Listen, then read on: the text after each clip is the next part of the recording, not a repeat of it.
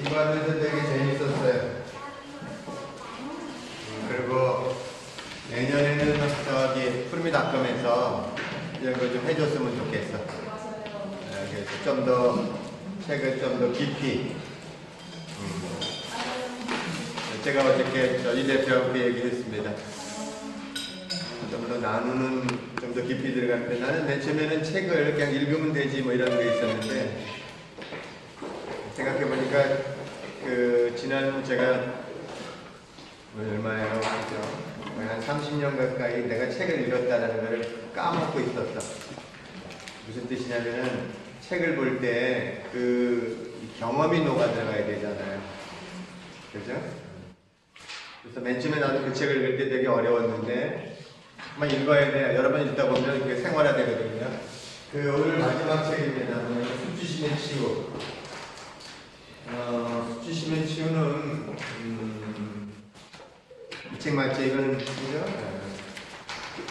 이 수치심에 관해서는 제가 읽은 책 중에 이거보다 더 자세히 나온 책은 없어요. 우리 데이비스 호킨스 박사의 책도 10권의 책이 있지만 다 읽어봤지만 죄책감은 굉장히 깊이 다루고 있지만 수치심을 다룬 책은 없어. 물론 우리 기적수업 같은 책은 이건 죄책감에 관해서는 이거보다 더 깊이 다룬 책은 없어요. 죄책감의 에고에 관한 데서는 기적수업이 그래서 그것이 특히 저 에고에 관한 내용도 있지만 그 죄책감이 이 사람이 어떻게 작동하는지를 알려주는 책이 저 책인데 저 책도 수치심에 관해서만큼은 그렇게 깊이 다루지 않아요. 근데 우리 의식 중에서 죄책감보다는 수치심이 더 낮은 의식이에요.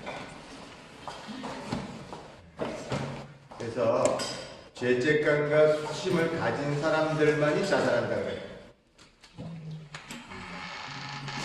궁극에 여러분이 성장하시려면 과연 죄책감이 뭔지 수치심이 뭔지 계속 다룰 수밖에 없어. 거기서부터 나와야 해. 근데 수치심을 왜 다루기 어렵냐면 수치심의 특징이 하나 있기 때문에 그래요. 수치심은 감추는 특징을 가져요. 숨긴단 말이에요. 그래서 수치심이 의식으로 나오기가 되게 어려워. 감추고 있기 때문에. 내가 한동안 들으면서요, 수치심이 뭔지조차도 몰라. 그거 있잖아요, 그죠? 부끄러워요, 부끄러워요, 뭐 이렇게, 아유, 부끄러워요, 이렇게 들어가죠. 수치심 안에서 모든 것들이 파생되고 있다는 것 자체를 이렇게 찾아내기가 쉽지 않습니다. 두 번째, 수치심의 특징이 뭐냐면요. 수치심의 특징은 묶는 힘을 가져. 잡는 특징. 이게 뭐냐면, 여기 보면 원 제목이 Healing the shame that binds you. bind. 묶는다는 거야, 묶는다. 그죠? 당신을 묶고 있는 수치심의 치유란 말이죠. 네, 묶는다는 이 단어가, 저는 이 단어를 뭐로 쓰냐면, 제가 이렇게 들었을 때는 묶는다는 단어보다는 걸린다는 단어를 써요, 걸린다. 당신이 내면에서 걸리면 이렇게 들어간다. 그렇죠? 이 걸리는 것 자체가 아마 수치심일 거예요. 그래서 묶는다, 잡는다는 특징이기 때문에 수치심의 특징은 모든 감정을 다 잡는 특징을 가져요. 이것 때문에 감정 자체를 못 느껴요.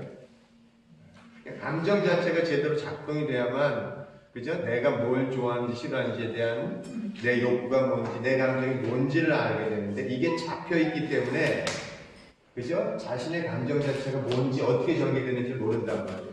감정이 그 길을 안내를 안 해주면 우리가 말하는 판단을 할 수가 없어요. 그래서 지금 자기는 머리만 가지고 판단을 하고 선택을 하는데 굉장히 많은 변수들에 관한 이 부분들을 머리로 판단 내리기가 어렵단 말이에요. 그래서 판단이 부정확해요. 허상을 진실이라고 믿을 수밖에 없는 거예요. 수치심에 걸려 있습니다. 근데 수치심이 감정일 때는 상관없습니다. 이게 이제 핵심 내용이 이런 거예요. 수치심이 감정일 때는 감정이 정상적으로 작동을 해. 수치심의 감정의 특징은 뭐냐면 수치심이라는 거는요, 우리가 인간임을 알게 해주는 감정. 그러니까 인간이라는 뜻은 실수할 수 있다는 뜻입니다. 그러니까 그 참 우리 얼마나 마음이 편해져. 우리 실수할 수 있어. 그죠? 실수하면 안 되잖아요. 그죠? 그럼 얼마나 이게 실수하지 않으려면 완벽주의로 가야 된단 말이에요. 그러니까 인간이 편안히 쉴 수가 없어. 자기 안에서. 그죠? 그래서 수침이 제대로 작동되면 인간임을 알게 되기 때문에, 그죠? 그래서 우리 안에 있는 경계가 뭔지도 이 수침이 알려준단 말이에요. 여러분 집안에 집이 있는데요. 그 집에 들어올 수 있는 게 문이 완전 열렸다고 생각해요. 누구나 들어온다고 생각해가면서 언제든지 침입받는다고 생각해봐요. 불안해서 못 견딘단 말이에요. 그래서 수침해주는 역할들은 우리 안에 경계를 주는 동시에, 그죠? 우리가 인간임을 알게 해줘서 평온할 수 있게끔 해주는 힘이 수침 힘이에요. 수침이 건강할 때는, 제대로 작동할 때는 이게 제대로 작동되니까 어떤 일을 안 하냐면 망신당할 일이 없어. 왜냐면 자신의 경계가 뭔지는 아니까. 그죠? 일국의 대통령도 왜, 그래, 8,000원. 그죠? 이 수침이 제대로 작동이 안 돼서 망신당하는 거예요. 그죠? 궁극에 가면 뭐예요? 성경에 이 말 나와요. 그죠? 나중에는 수침이 제대로 작동 안 되면요, 망할 일이 생긴단 말이에요. 그래서 오늘 수침이 굉장히 내내에 깊이 들어갔기 때문에 찾아내는 것도 어려운데, 이 책은 굉장히 수침에 대해서 깊이 다루고 있고, 아마 제가 오늘 다 끝내지도 못할 겁니다. 이 책은요, 이전 책하고 달라. 이건 페이지마다 한 줄 한 줄 읽는 게 쉽지가 않아요. 근데 이 수침의 치유를 쓴 사람이 존 브래드쇼입니다. 여러분 이 책을 읽다 보면 아마 존 브래드쇼에 관한 부분인데, 이분이 특징이 하나 있어요. 우리 가족의 심리학 같은 분들 있잖아요. 그죠? 이게 존 브래드쇼 다 뭐 했던 사람이냐면 신학을 했던 분이에요. 신부야, 신부. 근데 이분은 세계 학위를 받았던, 한국만 세계를 받았던, 왜냐면 너무 자신이 수치스러워서 깊이 가면 학위로 커버를 하려 했단 말이에요. 근데 이 책의 가장 큰 특징은 자신의 수침을 솔직히 고백하고 있다는 거예요. 아주 굉장히 솔직해요. 그래서 우리 안에 뭐가 있는지를 알려주는 그런 책입니다. 아쉬운 거는 번역이 조금 제대로 안 됐어. 더불어 책 자체가 읽기 어려운 게 뭐냐면, 이렇게 시스템 번역도 들어가면 시스템이 있어야 되는데 이 시스템이 제대로 안 됐다는 뜻인 거예요. 왜냐면 우리 머릿속에서 이해하려면, 그죠? 이렇게 시스템적으로 지도가 있어서 장이 뭐고, 그 다음에 소제목이 뭐고, 이건 어떤 연관성을 가져, 이렇게 들어가야 되는데, 이 책은 편집할 때, 그죠? 그냥 나열이 돼 있어요.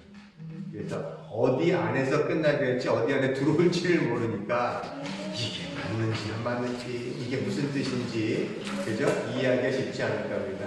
읽으면서 고생하셨죠? 안 읽었어요? 고생하셨어요? 안 읽었어요? 고생한 책입니다. 자, 한번 읽은 책은 아니에요. 여러분 읽은 책입니다. 자, 이번에는 좀 이렇게 예쁘게 해왔어요. 우리 이 대표가 해준 거예요. 우리 아들이 지금 올레길을 걷고 있어가지고 아들한테 못 시켰어. 제주도에 가기 들어서. 이렇게 봤어요. 이제 여기 보세요. 이게 이제 굉장히 오늘은 좀 빨리 치고 넘어가야 돼, 글들을. 그러니까 그 대신 구조만 얘기해 줄 거예요. 책을 읽는 구조만. 여기 보면은 건강한 수침 이렇게 나왔습니다. 11조. 제가 말하는 대로 수침이 건강하다. 감정이 건강할 때는 어떤 역할을 한다고요? 경계를 정하고, 그죠? 내가 인간임을 알게 된다. 신이 아님을 알게 된단 말이에요. 근데 수침이 건강하지 못하면 인간 이상이 되거나 인간 이하가 돼요. 그죠? 보세요. 사실 수침 그 자체는 인간이 가지는 감정으로 나쁜 것이 아니다. 감정에는 나쁘고 좋은 게 없단 말이에요. 그죠? 수침은 교만한 우리 자신 인간임을 깨닫고 신 앞에 겸손하게 만든다. 그래서 우리가 부족하고 유한한 존재라는 걸 받아들이고 감사하게 만든다. 왜냐하면 수치심으로 말미암아 우리는 자신의 한계를 알고 우리가 실수할 수 있으며 도움이 필요한 존재를 알려주기 때문이다. 이 수침 있는 사람은요, 남한테 도움을 요청을 못해요. 요청을 못해가지고 자기가 제한된 범위 안에서 다른 사람한테 손을 내밀어야 되는데 이것 자체가 수치스러워. 그래서 성장에도 이 도와달라는 요청을 안 합니다. 혼자서 끙끙거리고 앉아있어요. 그러니까 자기 안에 지혜 가지고 나올 수 없는 분야가 있어요. 특히 수치심이라는 이 영역, 수치심 안에서의 장은 굉장히 묶는 에너지가 강한 장이기 때문에 이건 개인이 웬만해서 빠져나올 수가 없습니다. 그죠? 그래서 이것을 빠져나가기 위해서 어떤 게 있냐면요, 이 공동체가 필요합니다. 우리 알코올 중독자 가정 모임 같은 AA 같은 경우, 그죠? 미국의 인구의 절반이 관련됐다는 거 있잖아요. 그거는 내린 결론이 뭐냐? 이 수침에서 나오는데 혼자 나올 수는 없다. 누군가 있는 그대로 사랑해줘야만 여기서 나올 수 있다라는 겁니다. 그래서 이 공동체의 힘을 갖지 않고는요, 그래서 이게 왜냐면 수침으로 인해서 중독과 강박이 오고, 아마 쭉 보면, 이랬구나, 이게 내 감정이 이랬구나, 이렇게, 그죠? 쭉 알게 된다는 뜻입니다. 자, 보세요. 수치심이 뭘 일으키는지에 대해서는 12페이지에 나와요. 이렇게 나와요. 이게 이제 알리스 밀러라는 이 책을 많이 읽다 보면 이 알리스 밀러에 따르면 이렇게 나온단 말이에요. 왜냐면 알리스 밀러가 우리에게 내면화를 처음으로 알려주는 사람이었기 때문에. 근데 이 책도 보면 알리스 밀러에 관한 얘기가 나와요. 여러분 알리스 밀러 나중에 한번 이게 시간이 충분하면, 그죠? 폭력의 기억, 그죠? 천재가 될 수밖에 없는 아이들의 드라마 이런 책들 굉장히 많은 책이 있는데 알리스 밀러가 뭐라고 얘기냐면 이게 이거예요. 이거 보세요. 알리스 밀러는 자신이 아닌 뭔가 다른 존재로 창출하여 변형되는 과정을 두고 영혼의 살인이라고 표현했다는 거예요. 이게 무슨 뜻이냐면 수치심이 내면화됨으로써 내가 아닌 남이 되는 거예요. 이것을 알리스 밀러는 뭐라고 표현했냐면 영혼의 살인이라고 표현했습니다. 그만큼 우리한테 치명적으로 작동한다는 거예요. 네. 근데 이것들을 수침이 그래 수침이 우리한테 무엇을 가르쳐주는가 이게 나와 있어요. 이게 그죠?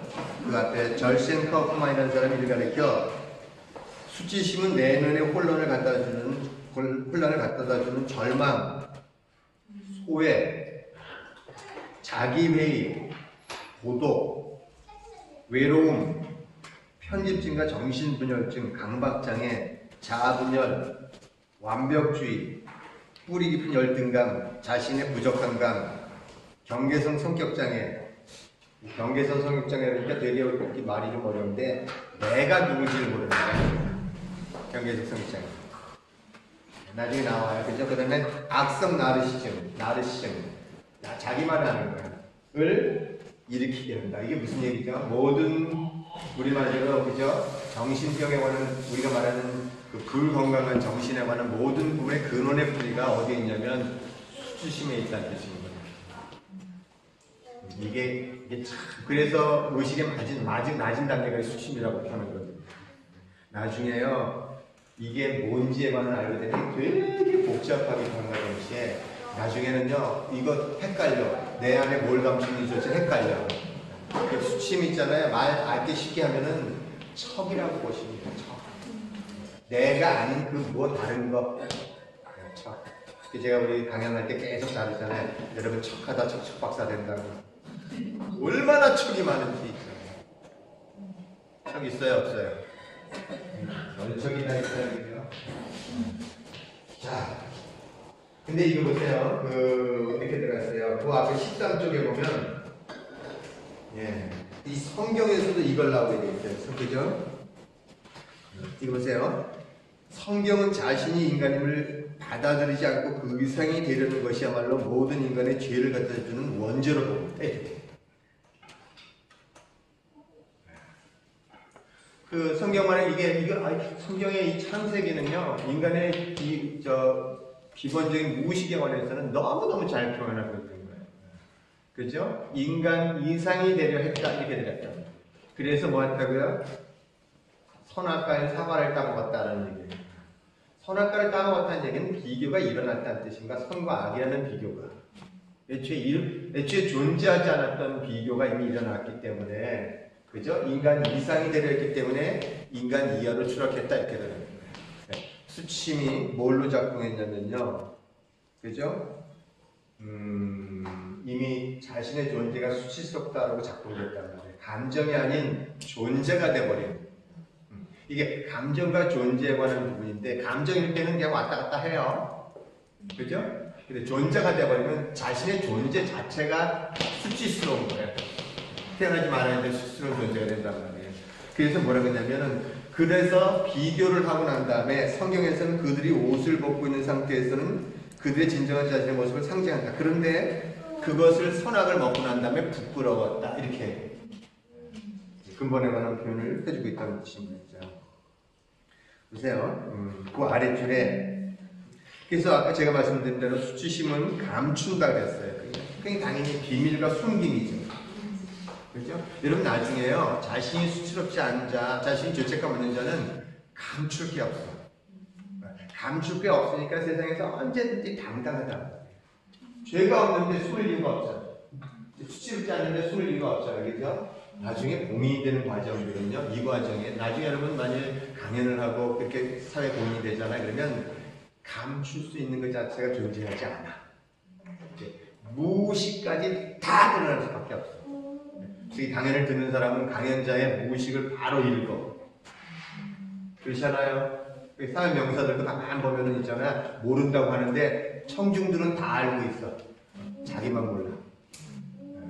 오래 속이지는 못하는 거예요. 그래서 결국은 성장해 가면서 다 드러낼 수밖에 없는 그 상태 보세요. 숨김과 비밀과 숨김은 모든 고통의 토대가 되고 말았다. 자신을 온전히 선한다는 말은 자신의 모든 면을 있는 그대로 받아들인다는 말이고 수용한다는 뜻입니다. 그렇죠? 우리가 이걸 배웠어요. 때끔 배우면서 나의 그림자를 받아들인다 이렇게 표현했습니다.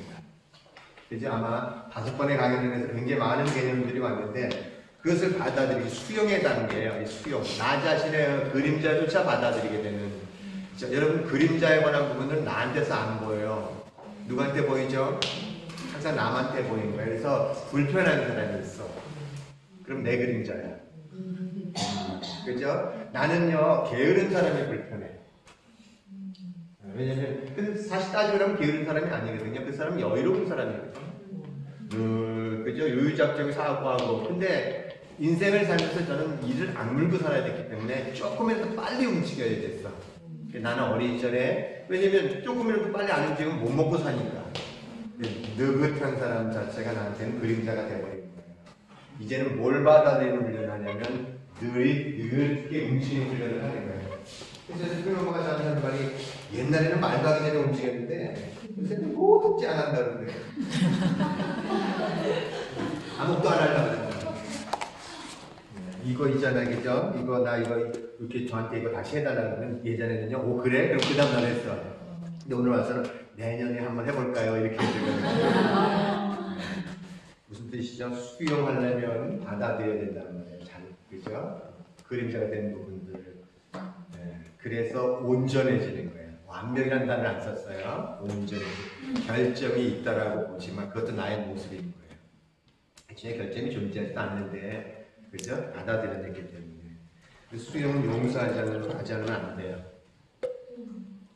그래서 항상 용서하라, 용서하라 이렇게 들어가는 거예요. 나 자신을 용서하라 이렇게 들어가는 거예요. 자, 핵심 중에 핵심은 그런 거예요. 그렇죠?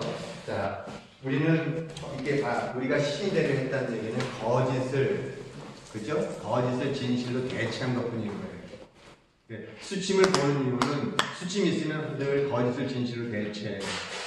수침에 더 깊이 하면 할수록 거짓이구나를 알기 때문에 진실로 돌아간단 말이에요. 자, 오늘 어떻게 우리가 감추는지에 대한 부분들, 어떻게 숨기고 수침이 어떻게 묻는지에 대한 그것이 책 한 권이에요. 그러니까 하나하나 설명드리려면 아주 미칩니다. 어떻든 간에 그렇다고 보십시오. 그죠? 자, 수침의 다양한 얼굴들 이렇게 되면 17조. 그 수침이 다양한 거죠. 우리가 여기서 17조 다양한 얼굴들이 있다는 거예요. 그죠? 근데 수침이 어떻게 발달되는가? 그죠? 여기서부터 인간 내면의 분리를 가지고 자신을 부정하게 만든다. 이 단어가 핵심인 거예요. 자신을 수치스러워하는 분이 있으면 내면의 분리가 일어나요. 이런 분리가 일어나면, 그죠? 우리 자신의 분리가 일어나면 당연히 상대편한테 투사하게 돼 있단 말이에요. 이 분리가요, 굉장히 많은 분리가 있습니다. 상상도 못할 분리가 일어나 있어요. 이 분리의 핵심은 두려움이라고 보시면 돼요. 우리가 자꾸만 이런 얘기를 해. 우리는 하나야, 하나야, 하나야 이렇게 들어간단 말이에요. 그죠? 그 무슨 얘기냐면 내가 내 안에서 분리가 일어나지 않으면 내가 다른 사람과 하나야. 나하고 다른 사람이라는 거 이게 말이 어려워요. 그럼 어떻게 하나가 그죠? 될 수 있어 이렇게 들어가는 거예요. 그죠? 인간의 의식은 하나라는 뜻입니다. 몸이 하나가 되는 건 아니야. 그래서 알아요. 내가 느끼는 건 상대도 똑같이 느껴요. 내가 사랑이기 때문에 상대편도 사랑일 거야. 분리가 일어나기 전에는 모두가 다 사랑이었어. 그러나 분리가 일어나면 글쎄요, 인생의 모든 문제는 이 분리 안에 이 두려움이 굉장히 많은 문제를 일으켜. 근데 우리는 이 문제를 항상 어떻게 풀려고 그러냐면 문제를 문제로서 대체시켜서 푼단 말이에요. 이 분리를 다른 분리로 그죠? 따라서 다 대체시키는 과정에 정도라는 게 있어. 아, 이것보다 이게 좀 더 나아 이렇게 들어가는 거야. 이것 때문에 이거보다 이게 조금 더 나에게 계속 분리를 해서 대체시키는데 인생에 굉장히 많은 문제는 많잖아요, 그죠? 근데 답은 딱 하나밖에 없는 거예요. 이 분리로부터 나올 때만 답인 거예요. 자, 그래서 이 수치심이 뭐 한다고요? 우리 자신의 느낌을 부정하게 만든다. 그 다음에 자신의 모습 대신 뭔가 다른 모습이나 행위로 자신을 위장하려 든다. 이렇게 됩니다. 건강한 수침에 관한 부분들은 한계를 정한다했습니다. 근데 보세요. 수침이 어떻게 발달해 가는지에 관한 부분들을 이해하셔야 돼요. 이게 에릭슨의 발달인데 시작은 저는요 이 19에서 29가 수침에 관한 한계를 알려주고 그죠? 우리의 관계를 준다고 했는데 수침이 어떻게 발달했느냐에 관한 부분을 잘 설명한 게 에릭슨의 발달 단계거든요. 근데 이거보다 제가 보기엔 좀 더 일찍 시작되는 것 같아요. 에릭슨은 뱃속에서 있는 걸 다루지 않았어. 영세에서부터 그죠? 뭐 이렇게 18개월까지 이렇게 들어갔단 말이에요. 그 시기를 뭐라고 얘기했냐면은 그죠? 믿음이 주어지는 시기를 신뢰가 주어지는 시기를 18개월. 그래서 프리미교회에서는 18개월까지는 어떤 경우도 부모가 이기지 마라. 뭐든지 악이 하자는 대로만 해라. 거기에 있잖아. 왜냐면 이 시기의 가장 핵심이 뭐냐면요. 신뢰에 관한 시기를 획득하는 시기라는 거예요. 신뢰. 믿음에 관한 시기. 세상이 아름답다. 나는 고귀하고 장엄한 존재야. 그죠? 세상은 믿을만해. 나는 그 메시지의 가장 근본을 이걸 주는 시기인 거예요. 왜냐면 왜 제가 이 신뢰라는 단어를 썼냐면요. 이 신뢰에 관한 부분이 여러분이 세상을 바라보는 시각이에요. 여러분이 믿고 있는 것만 눈에 보이게 돼 있어. 세상을 두렵다고 믿으면 여러분의 눈에는 두려움만 보이는 거고, 여러분 세상을 사랑이라고 믿고 있잖아요, 그죠? 제가 오늘 믿음이라는 단어를 썼어요. 믿음. 왜냐면 언어로 표현할 수 있는 방법이 그 방법밖에 없기 때문에 그래요. 그래서 여러분이 보는 그 근본에 관한 시각이 여러분이 보는 세상인 거예요. 이 근본적인 시각이 바꾸기가 그렇게 어려워요. 세상을 불신으로 믿었던 사람들은요, 아무리 앞에서 그렇지 않아 당신은 사랑이 아무리 말을 해줘도 궁극에 가서는 불신인 거예요. 그죠? 그래서 항상 불신만 찾아가. 그죠? 늘 보세요. 항상 뭐 하는지 아세요? 나는 안 돼. 나는 못해. 그죠? 뭘 잘해놓고도 나는 안 돼. 나는 못해. 있잖아. 나는 불신이야. 그 얘기만 하고 있는 거예요. 100번을 얘기해도 100번이 똑같아. 그래서 제가 항상 친절한 스승이라고 부르는 게 뭐냐면 저한테 100번을 물어봐도 100번을 똑같이 대답하는 거예요. 네가 사랑이야. 이렇게밖에는 대답을 못하는 거예요. 왜? 이 안에 있는 시각이 근본적인 시각 자체가 이게요 너무너무 깊이 들어가 있기 때문에 찾아내기가 쉽지가 않아서 그래요. 근데 에릭슨이 조금 더 깊이 들어가면 저는 이 수치심에 관한 것들이요 그전 생에서도 올 수 있다고 봐요.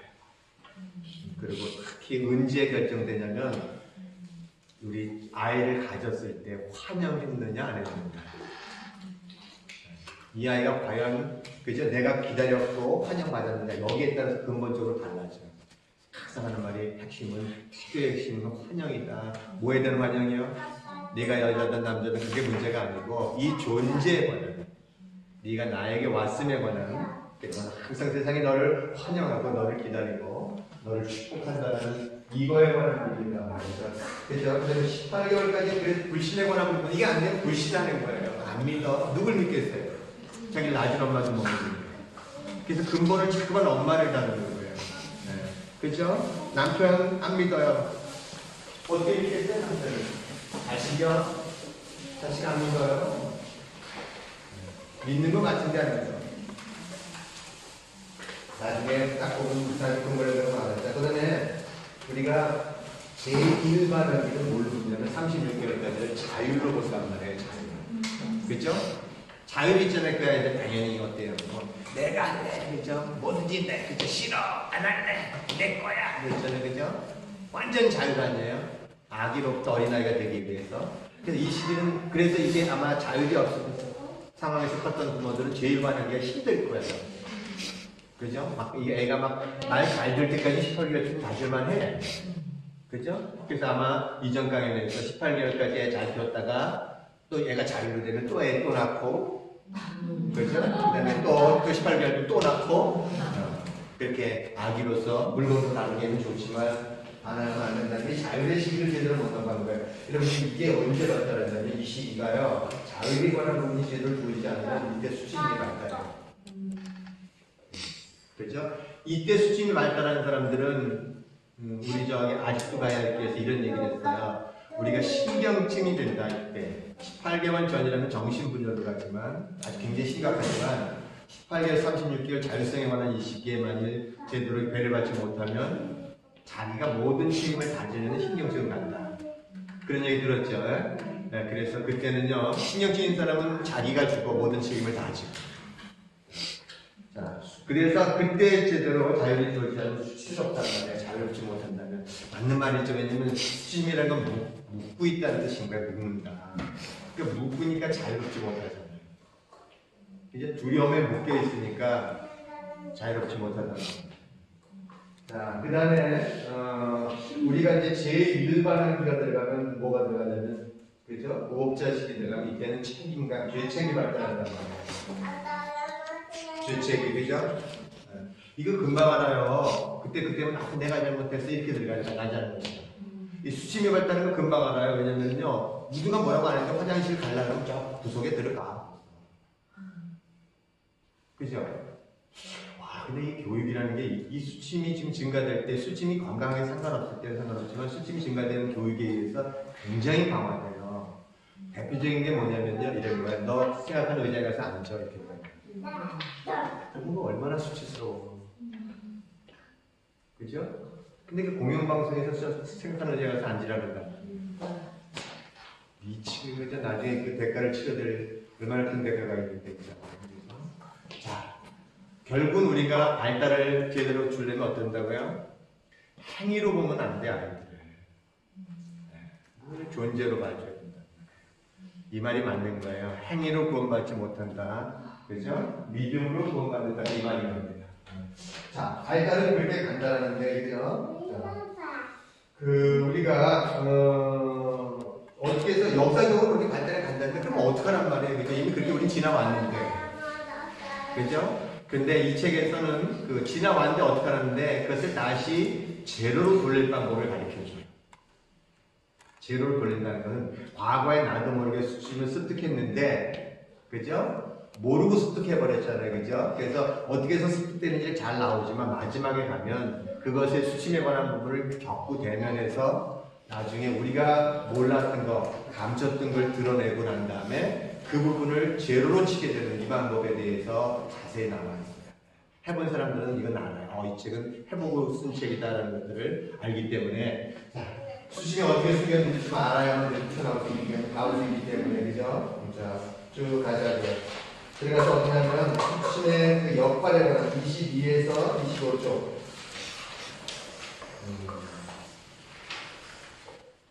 보세요. 수치심이 우리가 건강할 때는 뭐라 그러냐면요. 수치하거나 굳건한 것은 우리가 외부에 노출되거나 낯선 사람한테 해를 입증해주는 자연스러운 경계선 역할을 해준다는 거예요. 그죠? 이 어린아이들 수침이 발달해 갈 때 이 경계선 역할을 하기 때문에요. 이게 굉장히 이것이 경계선을 굉장히 잘 치는 아이들이 있어요. 우리는 이거를요, 섬세하다고 표현해요. 무슨 말, 수치심에 관한 것들을 많이 안 당한 아이들은 수치심이 건강하게 발달해 가잖아요. 이런 애들은 인사를 할 때도요, 저 사람이 믿을 만한 사람인가 아닌가를 먼저 봐요. 그래서 항상 어떤지 아세요? 이 사람이 해를 끼치는 사람이나 안 끼치는 사람들에 관한 부분들을 경계하고 있기 때문에 이게 어른들이 이거 모르면 이 아이가 사귀는 게 되게 어려워요. 인사를 안 해, 인사를. 그죠? 가면은 벌써 딱 알아. 그리고 이런 애들은 굉장히 조심스러워. 어디 가서 뛰다가 팔을 안 부러뜨린단 말이에요. 그래서 접근해 가기가 되게 어려운 거 했기 때문에 점점 서서히 접근해 가야 돼. 여러분, 이런 아이들 잘못하면 부모가 수침이 있어도 모르는 사람들, 특히 어릴 때요, 인사 강요당해서 수침 당한 사람들 있잖아요. 인사한 다음에 이렇게 머리 숙인 사람들 이렇게 있잖아요. 그죠? 이 사람들은 자기가 당한 것처럼 애또 머리 숙여 이렇게. 근데 이걸 아는 사람들은 애를 인사를 시키지 않아. 그 아이를 경계선을 주기 때문에 보호를 시킨단 말이에요. 인사 잘하는 아이를 키우지 말라는 뜻이 아닌 거예요. 인사 잘하는 아이를 키우고 싶다면 상대편에 관한 부분이 어떤지 경계를 정확하게 말까지시켜놔야 되잖아요. 그렇죠? 이게 수침이 이것이 제대로 작동되면은 그 경계를 잘 알아서 나중에 정말 인사 잘해요. 근데 아는 사람들은 어떻게 해요? 계속 수침 당하면서 뭐가 되냐면 나중엔 자신의 존재가 수치로운 상태가 된다는 거예요. 여러분, 어린아이들 인사 잘하는 방법 아세요? 그 부모하고 대화를 하면서 내가 믿을 만한 경계를 먼저 주면 인사 잘해요. 근데 이걸 접근하는데 1년 걸리지 않고 2년, 3년 걸릴 때도 있어요. 그만큼 섬세하다면 그만큼 접근이 섬세해져야 된다. 내 부모들은 그걸 모르는 거야. 인사 안 한다는 거 바로 그냥, 그죠? 네. 자, 보세요. 인간이 수침의 역할이 뭐냐면요. 첫 번째 어떤 역할이냐면 한계를 알려준다는 거예요. 한계. 들어가야 될 때 안 들어갈 때를 아니까 한계를 알죠. 그러니까 뭐가 돼? 날 지켜주죠. 그잖아요. 막 들어가서 당할 일은 없잖아요. 그 다음에 뭐냐면요. 내가 도움을 필요로 하는 존재입니다. 이거예요. 그래서 요청이 가능해요. 함께 할 수가 있단 말이에요. 하나가 될 수 있다고요. 제가 요청이라는 단어를 썼습니다. 요청이 가능하다 했습니다. 수치스러운 절대 요청하지 않습니다. 요구만 해. 안 들려줬다 뒤에서 한 방법이에요. 늘 앞에서는 괜찮은 것 같은데 꼭 뒤에서 그냥 뒤통수 때리는. 자기 요청 꼭 안 했어. 상대가 알아서 해주기 원한다. 위험해, 그 사람은. 왜냐면 가다가 앞에는 웃으면서 얘기한 것 같은데 뒤에 가서 친단 말이야. 그냥 한 방 먹는다. 정말 인간에 대한 불신이 계속 생길 수밖에 없어. 그 앞에서 그렇게 잘했는데 왜 전 뒤에서 뒤통수 쳐 이렇게 들어간다. 수침이 있는 사람이 무섭단 말이 그 말인 거예요. 갑자기 확 변해버려. 얼굴이. 미소 짓는 얼굴이 확. 그게 고문이야. 고문. 자, 그죠? 근데 보세요. 이제서부터 시작하는 거야. 자, 보세요. 근데 수치심이 있잖아요. 건강할 때 상관없는데 수침이 내면화됐다 그랬습니다. 내면화라는 건 나의 존재가 수치스러워져 버리는 거예요. 그렇죠? 따라서 그다음부터 내 자신이 존재가 수치스러웠기 때문에 모든 바라보는 시각이 수침의 시각에서 바라본다. 그렇죠? 근데 이게 두 가지로 나눠요. 우리가 아직도 가야 할 길에서 이분도 제가 보기에는 스카펙하고 친구야. 이렇게 스카펙을 인용했어. 근데 그게 맞죠. 왜냐면은 우리가 신경증 36개월치 신경증이라고 했잖아요. 그죠? 책임을 과도하게 지는 걸 신경증이라고 했습니다. 그죠? 그 다음에 성격장애는 뭐죠? 남한테 책임을 미룬다 그랬어요. 그래서 성격장애는 주변 사람이 먼저 죽고 신경증은 내가 먼저 죽는다 그랬어요. 그죠? 그래서 이분도 그 스카펙에 관한 그 개념을 가져오신 거예요. 그래서 수치심이 신경증일 때 어떻게 작동하는가. 그 다음에 성격장애일 때 어떻게 작동하는가 이렇게 표현하고 있단 말이에요. 그래서 신경증을 작동하는 여러 모습들을 쭉 보여줬단 말이에요. 그죠? 자, 뭐라고 그러냐면요. 그죠? 수침의 내면한 27조.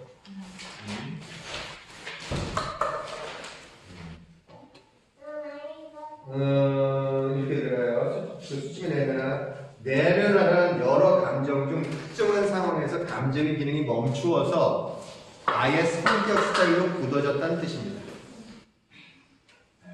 이 아들러 심리학에서는요, 성격조차도 생활 양식이라고 불러요. 이렇게 무슨 얘기냐면은 성격도 사실은 외부 환경에서 가져온 건데 그것이 특정한 환경이 됐기 때문에 그것 자체가 그 사람한테 고정이 되어버렸다. 이게 성격에 관한 알아요. 어떤 건지 아시겠죠? 투덜이가 있어, 투덜. 그 사람이 왜 투덜거려요? 뭘 하든 간에 불만이야. 그죠? 근데 어떤 사람을 가만 보면 슬픔 자체가 돼버린 사람이 있어. 이게 얼굴 묻은 몸을 보면은 그냥 슬픔 자체가 묻어나 버려. 그 사람 늘 인생이 슬퍼. 그죠? 우울한 사람 알잖아요. 그죠? 우울한 사람.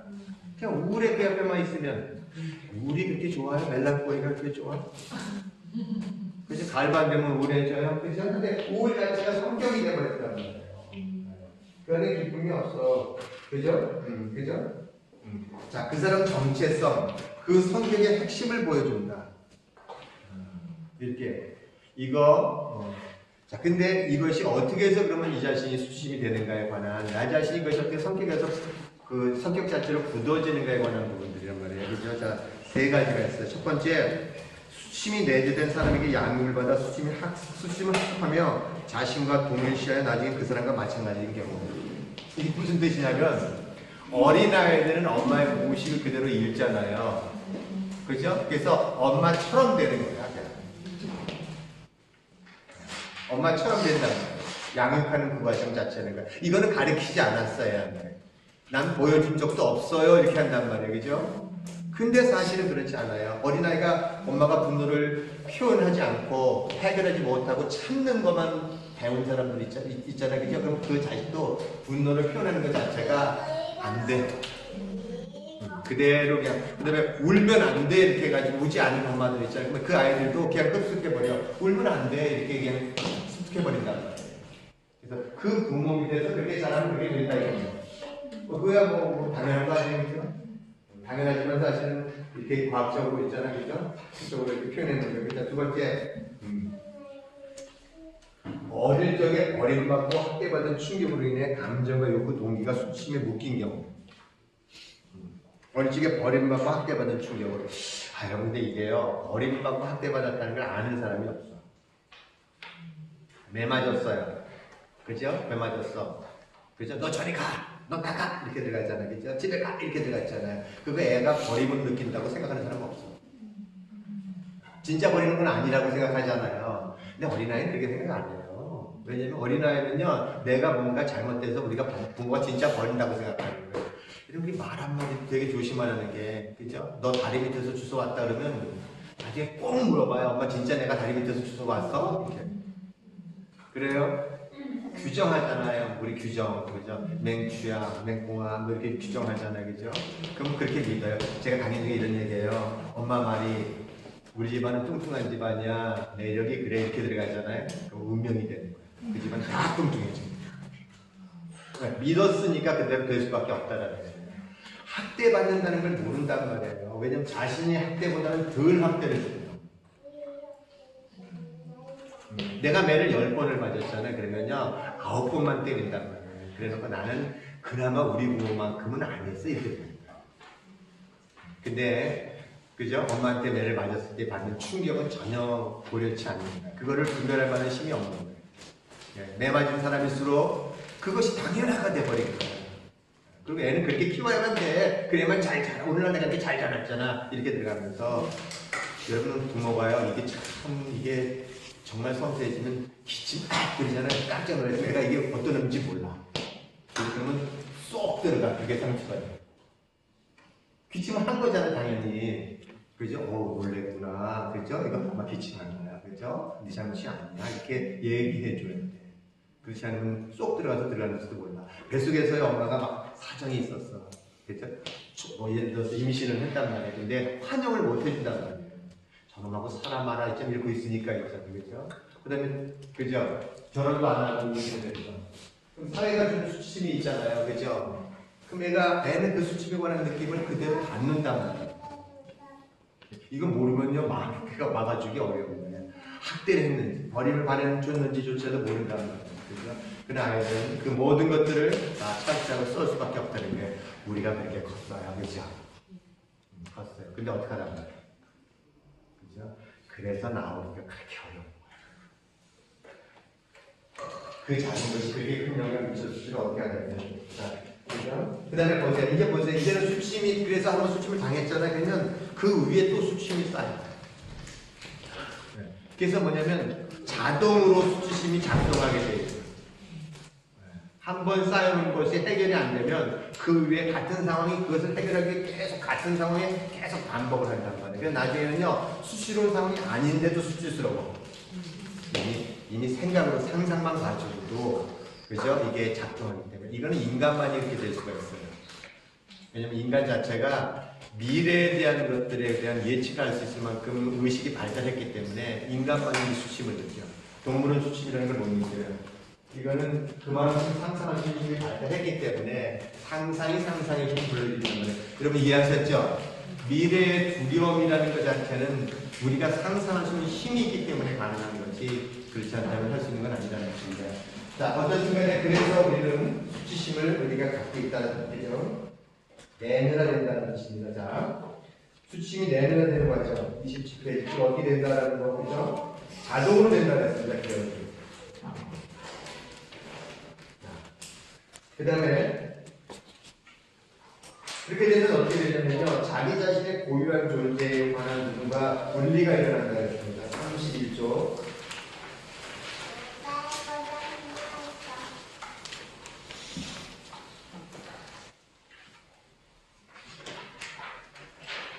자기 분리가 외우고 31조가 있었죠.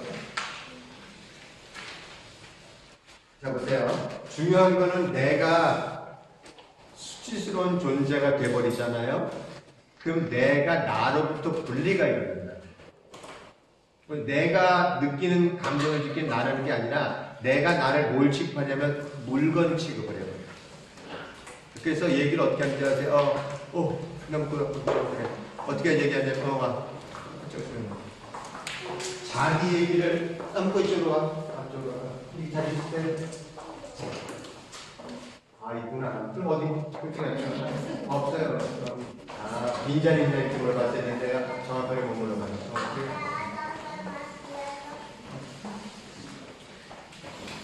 자기 분리가 일어났다는 거예요. 자기. 그러니까 자기를 뭘로 취급하냐면 통나무 취급하듯이 취급해. 그래서 자기 이제 나 같은 존재가 뭐 이게 취급한다. 여러분 이게 희한하게 자기 분리가 일어난 사람은요, 기억도 사라져요. 어린 시절 기억이 전혀 없어. 그래서 누구한테 얘기를 할 때는 어떻게 얘기하는지 아세요? 꼭 남 얘기에 대해. 내가 여기서 들으면 막 옆에 듣는 사람은 우는데 얘기하는 사람은 그 감정 자체가 전혀 없어. 그죠? 이게 금방 물어보면 알아. 너 어린 시절 어땠냐? 동생이 태어났을 때 어땠냐? 이렇게 물어보잖아요. 그럼 기억 없어요. 그래서 기억이 주로 어떤 기억만 있냐면 인간관계에 관한 기억은 별로 없어. 주로 자연에 관한 얘기를 많이 해요. 객관적인 감정이 관련되지 않는 것들에 관한 얘기만 한단 말이에요. 그죠? 이거 보세요. 이런 태도를 가진 사람들은 자기 자신이 무슨 감시의 대상인 것처럼 자기 내면을 비판적으로 보면 조각조각 찢어놓는다. 이때 주로 나타나는 모습이 편견과 미움이다. 남을 평가하고 조각조각 찢어놓는 사람은 이미 자신을 조각조각 찢어놓은 사람이다. 이해가 되시죠? 왜냐면 내가 나 자신을 쪼개놨기 때문에, 분리를 시켜놨기 때문에 내가 이것에 대한 고통을 대면하는 게 너무너무 힘들기 때문에 어떻게 한다고요? 투사하게 돼 있어. 네, 투사의 방어기제가 제1방어기제, 아니 왜 깊은 방어기제거든요. 방어기제 여러 층이 있는데 남한테 던진단 말이에요. 그러니까 무슨 얘기냐면 남을 쪼개기 전에 반드시 뭐가 쪼개져야 되냐면 내 자신이 먼저 쪼개져야만 가능한 거예요. 그러니까 다른 사람을 평가하고 판단하고, 그죠? 미워하고 분열하는 사람들은 그 이전에 내 자신이 이미 쪼개졌다는 뜻입니다. 내가 내 자신을 쪼개놨다는 참 희한한 거예요. 그죠? 그걸 알면서도 쪼갠단 말이에요. 그만큼 우리는 부모를 사랑하는 거야. 부모를 사랑한다는 표현이 뭐냐면 부모가 원하는 게 진리이기 때문에 내 자신을 쪼개면서까지라도 부모의 원하는 걸 따라간단 말이에요. 우리는 그래서 어린아이들은 그 순수함 때문에, 그죠? 그 눈에 가면 다 나중에는 부모를 그만큼 사랑하는 것밖에 남아있지는 않아. 그래서 미움이라든가 쪼개짐이 사라지면 당연히 무슨 말이 나와요? 그 원 상태에 사랑의 마음이 나와. 그래서 내가 왜 그런지 모르겠어요. 평생을 미워했는데 이 미움이 사라지고 나서 내가 온전해지면 그 다음부터 부모한테 뭘 하고 싶어요? 호주하고 싶어요. 네, 사랑을 표현하고 싶어요. 나는 이전 사람하고 전혀 다른 사람이야. 이렇게 들어가요. 그죠? 자, 이거 보세요.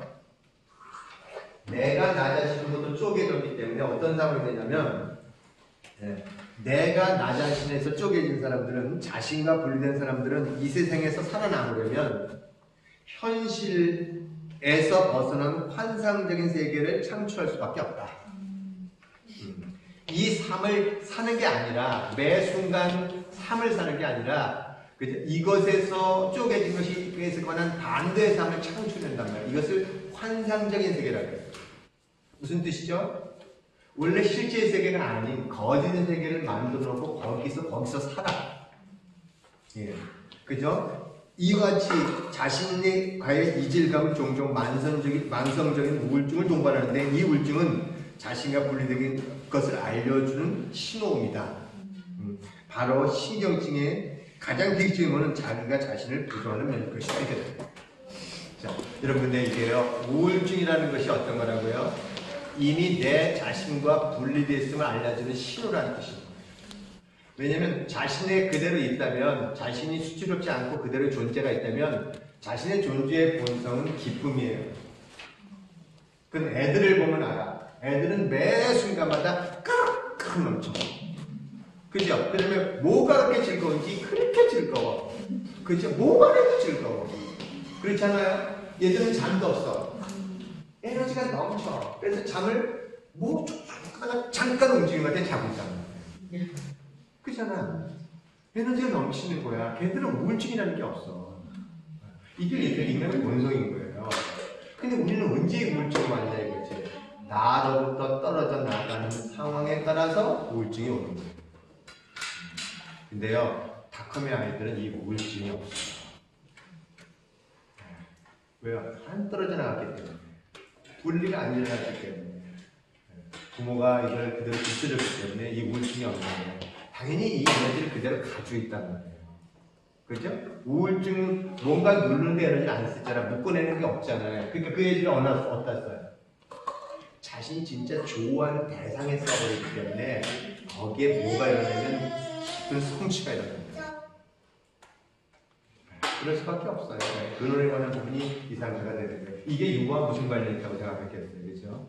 근데 유와 깊은 관련이 있다는 뜻입니다. 자. 자기 자신이 시키기 때문에 자신을 부정하고 자신이 아닌 다른 사람으로 위장을 하는 것은 당연한 건지 모릅니다. 당연하겠죠. 그죠? 네. 그래서 이게 자기 자신을 위장할 때 뭘로 나타나냐면 자기 자신이 수치스러우니까 그 다음에 들어가요. 32페이지. 거짓된 자기의 양성이 주로 완벽주의로 나타나는 거예요. 그러니까 완벽주의가 있다는 얘기는 무슨 뜻이냐면 내가 나 자신으로부터 이미 분리가 일어나 쪼개져서 나 자신을 수치스럽게 봤다는 뜻인 거예요. 그래서 그걸 뭘로 보상하려고요? 완벽하면 내가 수치스럽지 않을까로 보상한다는 거예요. 그래서 매사에 완벽주의로 나가요. 이 완벽주의가요, 그죠? 너무너무 사람을 지치게 만들어요. 네, 나만 완벽주의가 아니라 상대도 완벽주의가 하기 때문에. 그죠? 완벽주의 힘들죠? 자기 자신에서 분리된 것들에 관한 부분이 제대로 찾아내면요, 이 완벽주의가 그동안에 뭘로 만들어지냐면 유능함으로. 왜냐면 완벽하게 노력했던 것이 다 남아있단 말이에요.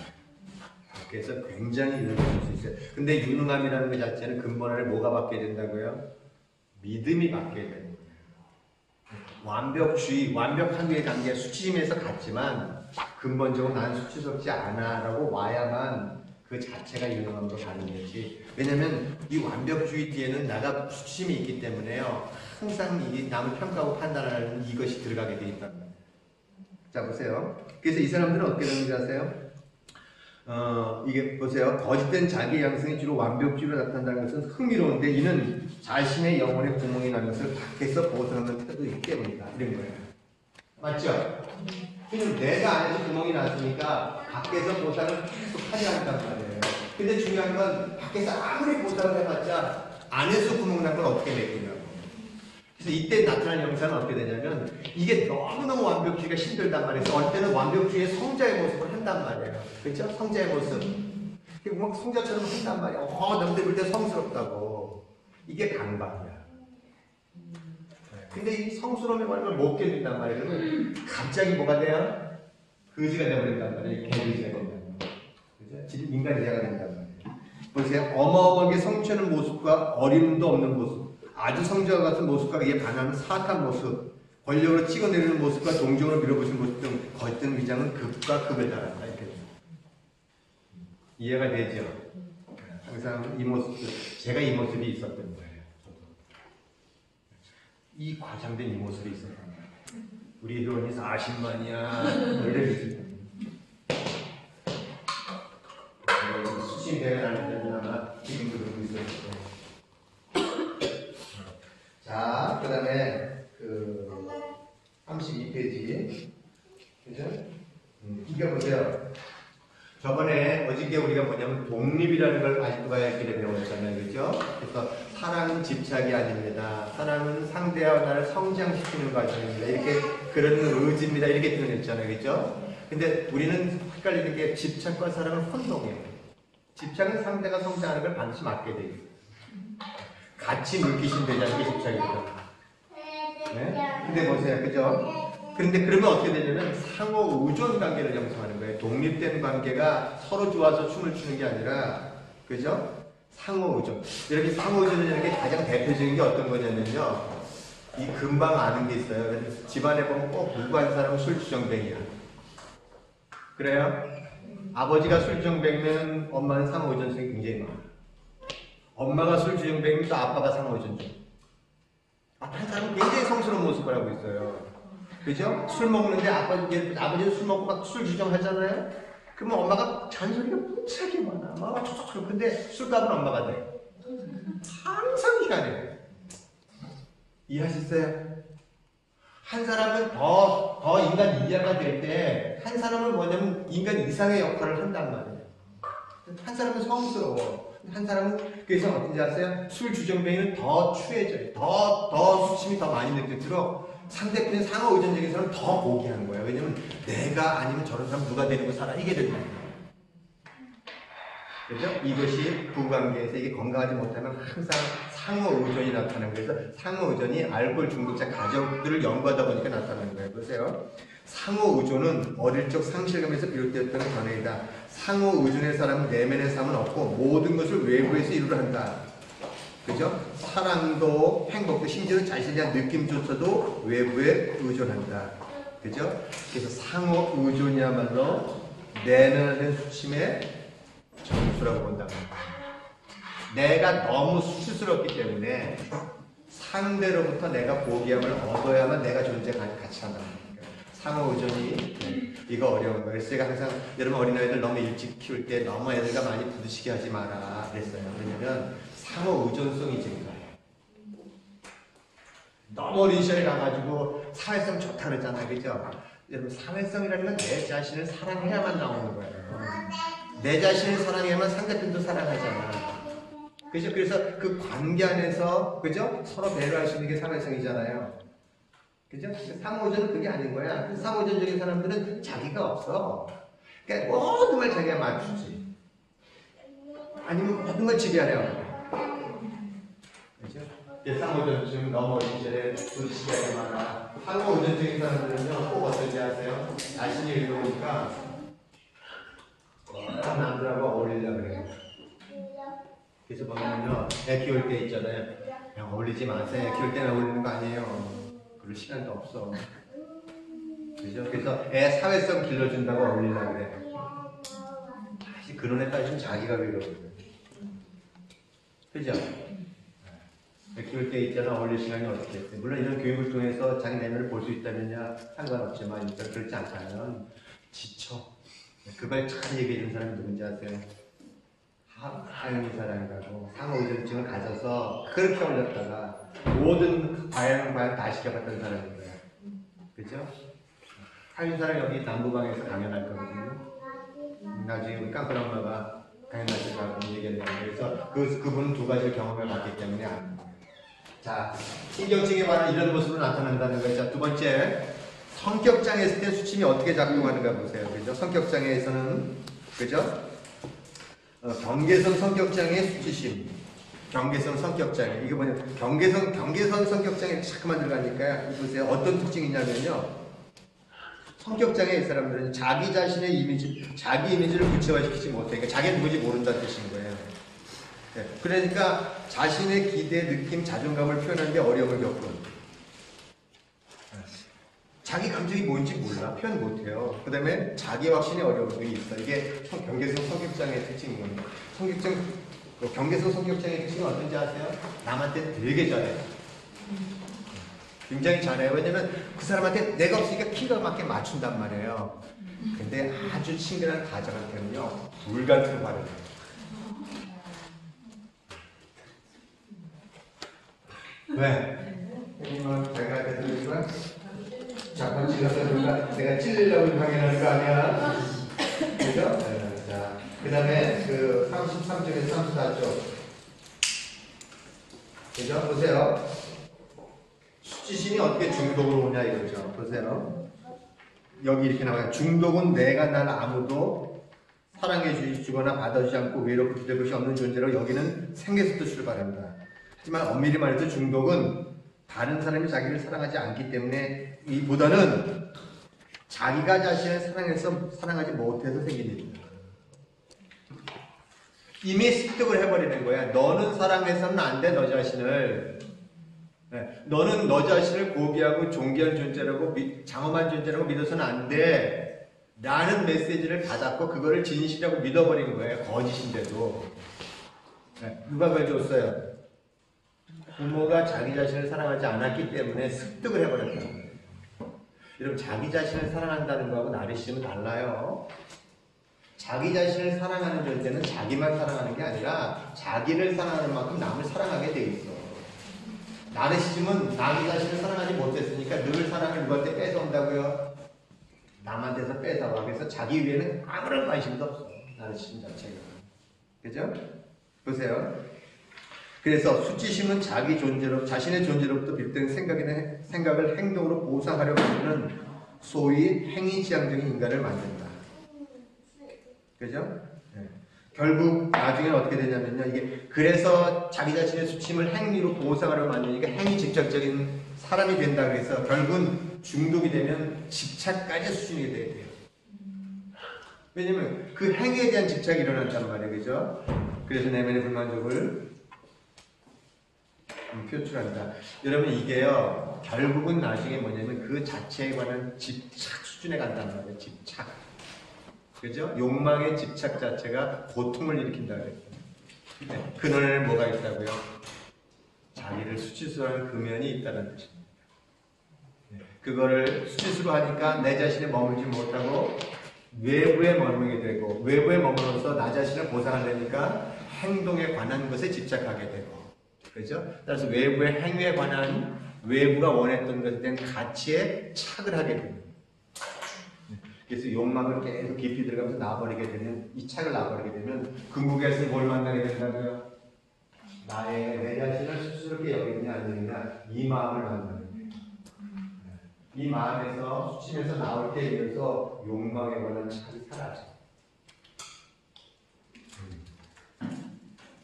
이거 많이 해서 안 된다는 뜻이에요. 이거 많이 해서 잘 안 돼요. 절에 가서 아무리 가서 이거 하고 이거 하잖아요. 안 돼. 이 안에 자신을 수치스러운 마음이 있다면요. 그거를 놓는 것 자체가 보통 그만큼 착이 강해지는 거예요. 중독이라는 게 뭐예요? 결국 집착이잖아요. 그죠? 집착이기 때문에 내가 내 자신을 스스로 어떻게 할 방법이 없잖아. 그죠? 나중에 결국 병리적인 문제를 일으키는 게 중독이라는 거예요. 그죠? 중독에 관한 부분과 감각은 동일한 거예요. 어떤 형태로 나타나냐에 따라서 달라지는 거죠. 자, 중독과 감각이 어떤 형태로 나타나는지 쭉 계속 어떻게 나오게 되냐면, 자, 보세요. 지금 계속 여기서 나누는 게 수치가 제중입니다. 자, 36쪽. 우리가 수치심과 죄책인데 수치심이 오히려 더 의식 상태에서 낮은 의식이라 그랬고 그것을 묻고 있는 힘이 더 강하다 그랬어요. 왜냐면 수치심이 존재에 관한 거기 때문에 그래. 나는 태어나지 말았어야 돼. 이렇게 되는 거예요. 거기에는 어떤 행동을 하든 어떻든 간에 나라는 존재는 수치스러워야 깔려 있단 말이에요. 근데 죄책감은 사실은 내 존재가 어떤 존재인 게 아니에요. 제가 항상 얘기하는 말이요. 행동에 관한 부분은 잘못될 수 있잖아요. 그렇죠? 근데 내 행동을 그때 잘했어야 되는데 못했어. 이렇게 이건 죄책감이야. 그래서 그러면 행동에 관한 걸 잘하면 되잖아. 그거는. 그러니까 죄책감은 얼마든지 이렇게 할 수가 있단 말이에요. 근데 존재 자체가 수치스러워져 버린 사람은 행동을 잘하든 못하든 간에 이 자체가 변함이 없단 말이에요. 그래서 아이들이요, 애들한테 잘못한 행동에 관한 데에서는 실수했음에 대한 걸 알려주고 경계를 정해도 좋다라고 해줘야 된다. 그게 교육의 근본이다. 근데 자신을 수치스러워하게, 자기를 미워하거나 자신을 수치스럽게 만들어서는 안 된다. 실수한 거를 잘못한 행동이지 네가 태어나지 말아야 될 존재는 아니잖아. 그죠? 그래서 항상 하는 말이 너는 사랑의 존재야. 너는 네 자체가 고귀해. 너는 그건 장엄하단 말이지. 네가 이 행동을 잘못했다 해서 네 존재의 고귀함이 절대 사라지지 않는단 말이에요. 그 장엄함이 사라지지 않는 거예요. 네. 수치심이 그래서 훨씬 더 깊다라고 얘기했습니다. 죄책감이요. 이 수치심을 감추기 위한 방어 작용을 해요. 그래서 내가 나 하지 말았어 이렇게 들어가는 거예요. 그래서 죄책감 나 그랬어 그 행동하지 말았어 이렇게 표현하는데 요거만큼은 수치만큼은 안 되나. 죄책감을 표현하면 어때요? 저 사람 저렇게 스스로 잘못 반성 많이 하는데 저 사람 괜찮은 사람이 이렇게 외부에 얘기 좋은 말 들을 수 있잖아요. 그죠? 근데 그 뒤에 자신이 감추고 있는 수치만큼은 되는 안. 그래서 수침이 존재에 대한 감정이라는 게 쭉 나와 있어요. 너 수침 나중에 드러내가서 수침 덩어리야 지금 사회가. 아시죠? 이 사회가 수침에 의해서 얼마나 많이 수침 자체를 교육 자체가 수침을 줘요. 네, 태어나는 것 자체가 수침을 준다는 거예요. 자,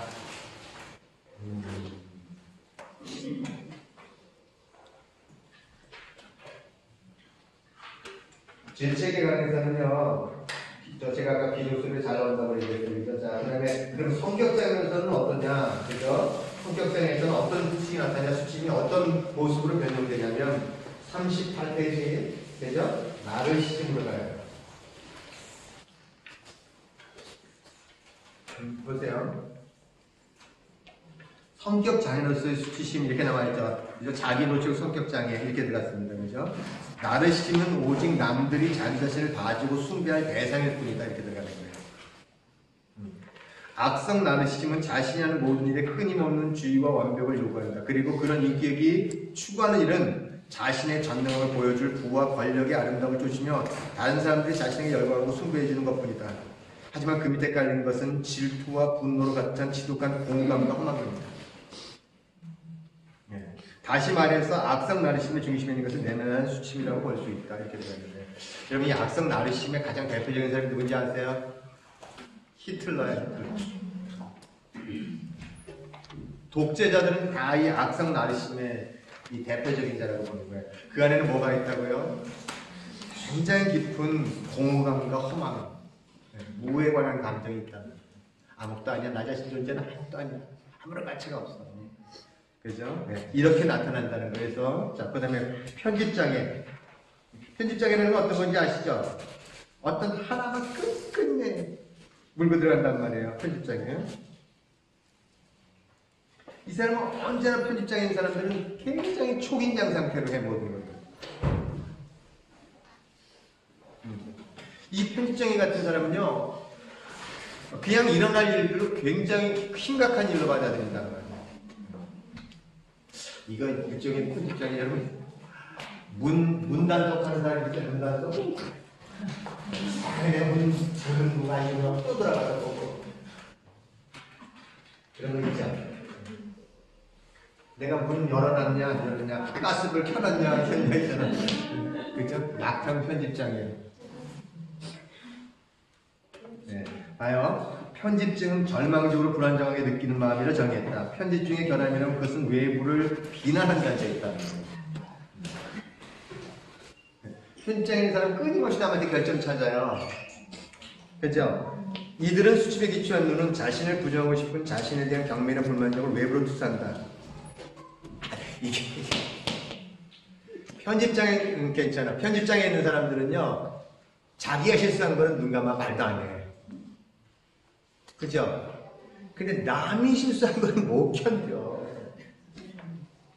아주 그냥 하나하나 꼬투리를 찾아봐야 된다는 거야. 그죠? 이 용서가 안 돼, 이거. 아주 끝없이 매달리는 거야. 피곤해. 이건 왜 그런 거예요? 자기 자신을 용납하지 못하고 용서하지 못한 마음을 밖으로 투사하여 남에게 전가시키기 위해서 가혹하게 구는 거예요. 그러니까 지금 무슨 뜻이냐면 이게 똑같은 얘기인 거야. 내가 나 자신한테 분리된 거를 투사해서 남한테 본단 말이야. 그러니까 내가 조금이라도 결정이 있으면 안 되는 거야. 그게 내가 못 견디고 마음속에서 그거 해결 안 되면 계속 같은 게 떠오르니까 내가 이게 고통스러우니까 어떻게 된다고요? 남한테서 계속 같은 걸 찾는단 말이야. 그래서 밖으로 나간다는 거예요. 무슨 얘기냐면 내면을 향하느냐 밖으로 나가느냐에 관한 부분인 거예요. 밖으로 나가면 성격장애고 내면으로 들어오면 신경증이라는 거예요. 그래서 수침이 같은 수침이 방향에 따라서 이렇게 하고 이렇게 따라서 어떻게 작동되느냐 그렇게 들어간단 말이죠. 그 다음에 뭐냐면 이 안에서 수침이 공격적인 경우예요. 그래서 공격적인 경우. 네. 공격적. 이런 공격적인 경우는 알죠? 그죠? 범죄. 여보세요. 39페이지. 알리스 밀러는 대부분의 범죄인가 자신이 받은 것을 밖으로 표출해서 생기는 행위를 했다. 이 표출하다는 말은 다시 재현한다는 말이다. 무슨 뜻이냐면 범죄에 관한 부분을 어린 시절에 범죄에 관한 학대를 받은 자는요. 다시 어른이 되면 학대를 받는 환경에 처하거나 자기가 학대하는 사람이 돼요. 왜냐면 그걸 반복적으로 이게 강박적 재현이라는데 그 문제를 해결하기 위해서 끊임없이 그 환경으로 들어가게 돼 있어. 표출이라는 단어를 써서 여러분 우리가 자꾸만 감정을 만나서 해결할 때는 표현이라는 단어를 써. 근데 표출이라는 단어를 쓸 때는 감정을 만나는 게 아니라 감정의 압력이 너무 크니까 일시적으로 해소하기 위해서 빨리 배출하는 게 표출이야. 네. 무슨 말인지 아세요? 분노하는 사람이 있어요. 욕쟁이 할머니를 표출하고 있는 거야. 감정의 압력이 좀 뚝 떨어져. 그죠? 그럼 또다시 사람 만나면 욕해. 근데 욕은 사라지지 않아. 욕하지 말라는 얘기 아니에요. 욕을, 감정을 만나는 데 생각하면 되게 좋은데 감정 자체를 겪어서 그것이 사라지게 하는 게 아니라 일시적으로 빼낸단 말이에요. 이거 어린아이들이 금방 알아요. 어떻게 하냐면요. 엄마 감정의 압력이 높아져 버리잖아요. 그럼 아이들은 맞을 짓을 해. 꼭 맞을 짓을 한다는 여러분 무슨 말인지 아시죠? 내 감정이 제일 힘들 때만 내가 행동을 맞을 짓을 한다는 거예요. 그래서 제가 꼭 맞을 짓을 한다는 거예요. 근데 사실 아닌 거예요. 이 아이는 엄마의 감정이 너무 높아져서 감정이 높아지니까 폭발할 거를 알기 때문에 배출할 수 있는 근거를 만들어줘요. 그걸 우리는 맞을 짓이라고 표현해요. 그럼 엄마가 어때요? 그러면 어때요? 조금 편해지지 않아요? 그죠? 그럼 애들도 다시 정상으로 돌아와요. 그죠? 그런 경험 있으시죠? 네. 아무튼 그 애들은 정확하게 있는 거예요. 그래서 이걸 표출한다고 해서. 근데 엄마는 똑같은 걸 또다시 반복해. 왜냐면 그것이 근원에 뭐가 있는지 몰랐기 때문에 자기 안에 수침이 감추고 있는지 잡고 있는지를 모르기 때문에 겉으로 행위만 반복적 강박을 한다는 거예요. 그래서 제가 한다는 뜻입니다. 자, 그래서 나중에 어떻게 되는지 공격적인 거 굉장히 많잖아요. 그죠? 성적 학대 뭐 여러 가지 많이 나 있잖아요. 그죠? 자, 보세요. 그 다음에 이게 웃기는 얘기가요. 보세요. 나중에는 수침이 뭘로 가지는지 아세요? 나중에는 수침이 감정이 잡히니까 뭐만 남냐면 의지만 남아. 41페이지, 42페이지. 여러분 이거요.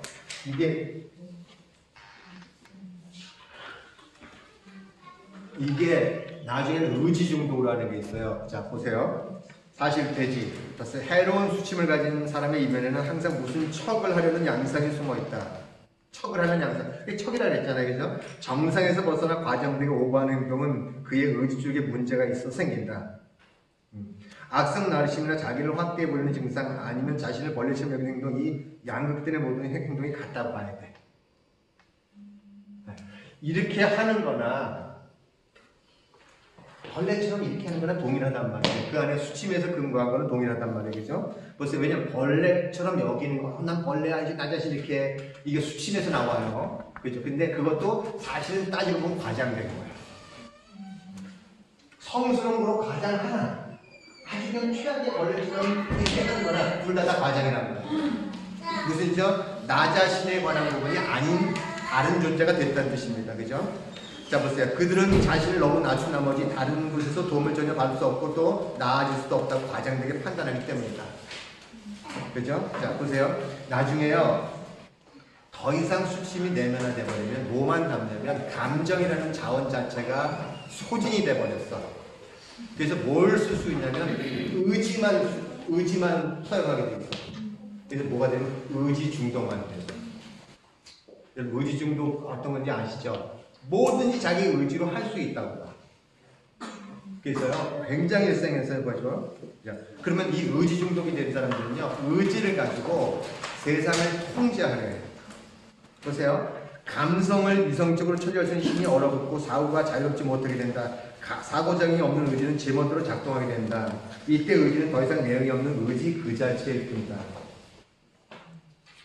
이 의지 중독 있는 사람은요, 가만 보면은요, 굉장히 의지 가지고 할 수 있는 일들을 굉장히 충동적으로 해요. 그죠? 움직여. 근데 이 의지 중독이 있어 무서워. 뭐든지 다 했다고 생각해. 무서워요. 다른 사람들을 내가 다 통제할 수 있다고 생각해. 끊임없이 의지만 가지고 움직인다고. 이전에 제가 의지 중독이 있었던 것 같아요. 그래서 굉장히 부지런하게 되었어요. 1년이면 100번을 강연을 이런 모임을 했어요. 3일이라는 것이. 왜 못해? 하면 되지. 이렇게. 나중에 의지만 가지면 나중에 의지 가지고 한계가 있어요. 지쳐요. 그죠? 여러분 어떤 일이 자연스럽게 일어나는 일이 있고 의지만 가지고 되는 일이 있는데요. 의지 중독 어떻게 얘기할 수 있죠? 어떤지 아시죠? 그 옆에서 쭉 보면 알아요. 의지 중독에 관한 부분이. 기대들하고 하나씩 들어가서 어쩔 수 없어요. 가자, 그러니까. 자, 그죠? 그렇게 된다는 얘기는 거죠. 결국엔 나중에 뭐가 되죠? 43페이지. 그죠? 비인간화 되는 거죠.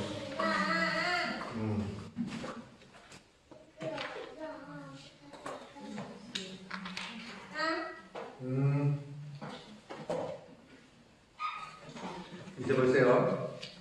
온전한 자기가 되기 위해서는 진정한 자기 자신이 되어야 한다. 하지만 만약 인간이 자기 자신 안에 살지 못하면 동물처럼 항상 주위를 경계하며 비인간적으로 살게 된다. 동물처럼 사는 거예요. 그들이 그 모든 일이 자기로부터 우러나기보다는 남을 위해 이루어지는 공연에 가깝다. 이게 뭐냐면 천재가 될 수밖에 없는 아이들의 드라마의 주제야. 애들은 감추는데 천재야. 그래서 뭐하죠? 드라마의 공연을 해. 나 자신을 감게 천재가 될 수밖에 없는 아이들의 드라마도 사실은 어떤 거냐면 어린아이들은 내 자신의 존재 자체를 감추고 부모가 원하는 역할 연기를 만든단 말이에요. 공연을 한다고 드라마. 그러니까 내가 누군지 모르니까 공연을 한단 말이에요. 그죠? 그래서 그들은 관심은 그들의 존재가 아닌 겉으로 드러나는 행위에 맞춰져 있다. 우리가 존재한다는 것은 그 어떤 것으로 측정할 수 있는 일이 아니다. 그것은 그저 존재하기 때문이다. 이렇게 물어보는 거예요. 저한테 물어봐요. 존재가 뭐예요? 그러면 내가 뭐라고 대답해요? 그냥 존재하는 거야. 그죠? 존재하는 거 알아요? 몰라요? 설명할 수는 없어. 그냥 존재하는 거야. 존재가 왜 무기해요? 왜 장엄해요? 그거를 증명하면 불가능해. 그냥 포기하고 장엄한 거야. 이렇게 하면 알아. 여러분도 알고 저러분도 알아. 다. 우리 모두가 다 알아. 인류가 다 알아. 그게 본성이기 때문에. 자, 근데 이거를 찾으려 한단 말이야. 뭐뭐 때문에 우리가 존귀해. 뭐뭐 때문에 우리가 장엄해. 이걸 찾으려는데 어떻게 찾겠어요? 설명을. 찾을 방법은 없어요. 자, 그래서 천국이 뭐냐면 이렇게 나오니까 성경에서 천국이 너희 안에 있느니라고 말했다. 그죠?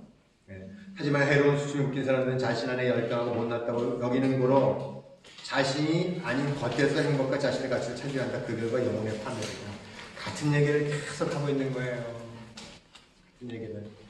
자, 어떻든 간에 그렇게 된단 말이죠. 자, 그러면은 수치심 안에서 내가 존재가 수치스러울 때만 문제가 되는 거 아니에요? 그죠?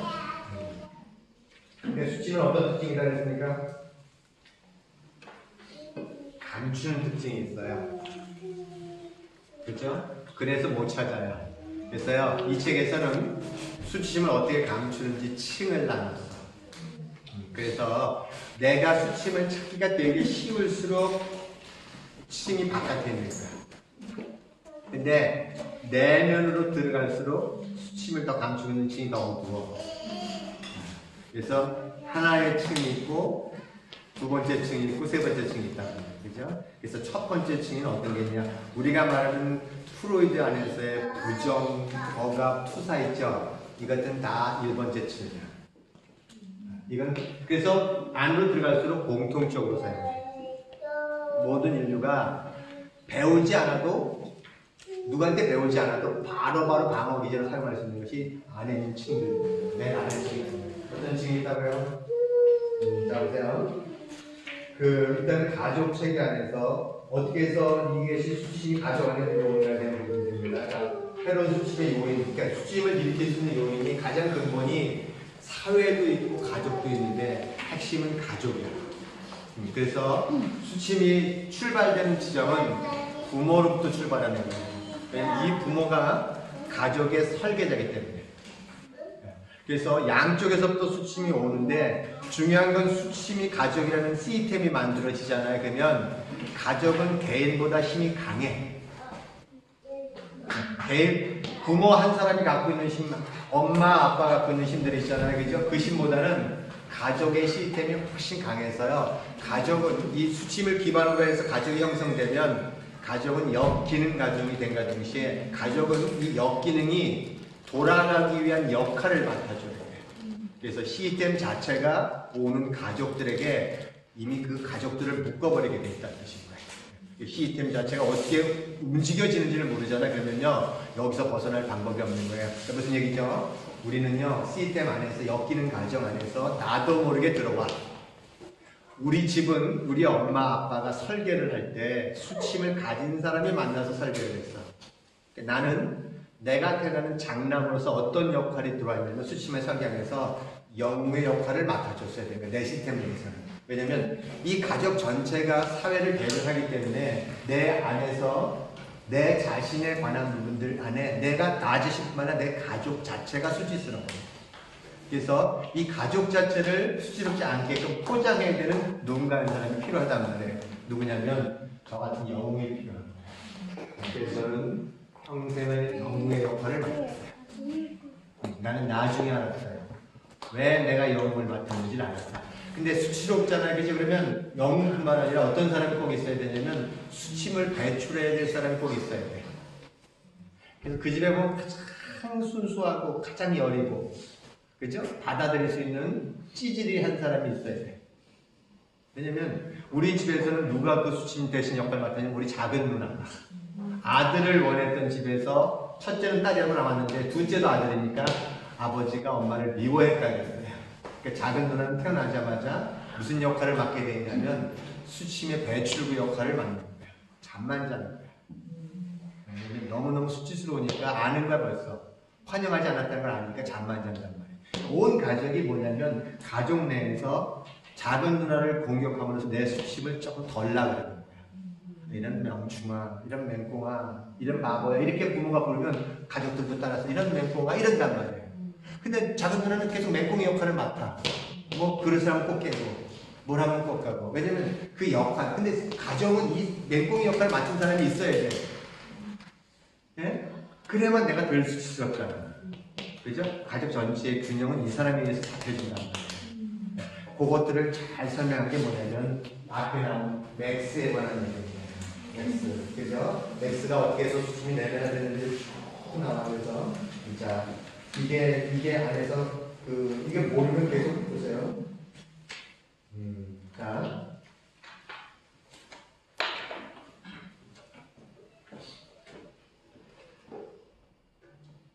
이거 보세요. 제가 우리 지금 어떻게 수침이 들어가는가 보세요. 수치심이 내재된 부부들은 대화가 거의 없으며 46페이지입니다. 없으면 싸움에도 생산적으로 싸우지 못하고 서로 상처 주는 어리석은 싸움만 반복한다. 그래서 꼭 부부 사이에 뭐 하는지 아세요? 경쟁하고 뒤로 물러서고 서로를 비난하며 살아간다. 이 말이 사회적으로 무슨 말이냐면 부부는 잡아야 돼. 결혼할 때 잡아야 돼. 이 말이에요, 이거. 그럼 네가 잡혀 살아 이거 있잖아. 그 부부가 뭐가 되냐면 항상 이구지는 싸움 안에서 암묵적으로 이걸 한단 말이에요. 그죠? 보세요.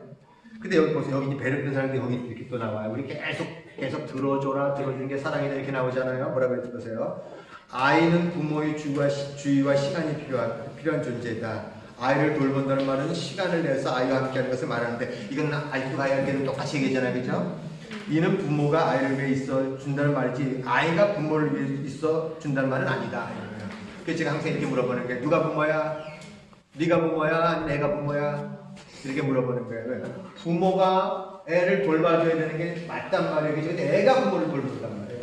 왜냐면 부모가 아이보다 더 어린 아이가 있기 때문에. 그죠? 보세요. 아이를 돌본다는 것은 아이의 말을 들어준다는 것이다. 이게 경청이라는 거예요. 아이는 자신이 무엇을 원하는지 분명히 알지만 이를 제대로 표현할 줄은 모른다. 그러니 들어줘야 된다. 그러므로 그렇지만 불안하게도 들어주는 일은 감정이 성숙한 사람이 할 수 있는 일이다. 자신이 불만족스럽고 불안하다면 남의 얘기를 들어줄 여력이 없다. 이거 우리가 애 키울 때요. 자기 안에서 감정이 막 들끓으면 들어줄 여력이 있으세요? 없잖아요. 그죠? 보세요. 자기 자신이 체험을 받지 못한 부모들은 아이들의 요구를 들어줄 수 없다. 이런 복 밑에 있는 아이들은 자신의 요구를 표현할 때마다 수치를 당하는데 이는 아이들의 필요한 것을 부모 역시 가지고 있지 못한 이유이기 때문입니다. 여러분 이거 아시죠? 그죠? 옷 사달라고 했다가 매맞아. 뭐 하나 사달라고 하면 매맞아. 그죠? 야단 맞아. 그래서 저는 대학교 때까지 이거 못한 거야, 한 번도. 천반이 2벌 가지고, 1벌 가지고 살다가 2벌 가지고 산 거예요. 4년을. 자, 보세요. 이런 가정에서 자라게 되면 나중에 커서 외모는 어떨지 모르지만, 내면은 그들이 필요할 때 체험을 받지 못한 아이가 자라고 있어 늘 공허함을 느낀다. 더구나 아이의 필요가 채우지 못한 후에 성인구실도 못한다.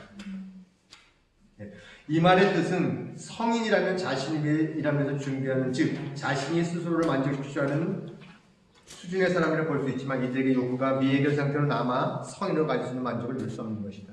성인이라면 이제 자신의 욕구를 자기가 채워야 된단 말이에요. 이게 독립이란 말이에요. 근데 애는 그렇게 못하는 거지. 그렇죠? 자, 그래서 시스템 안에서 이게 계속 양산될 수밖에 없다라는 뜻입니다. 자, 맥세이가 어떻게 해서 쭉 1대 2대에서 가는지 그죠? 그 다음에 몇 대까지 가는지를 쭉 얘기해 주는 거예요. 그죠?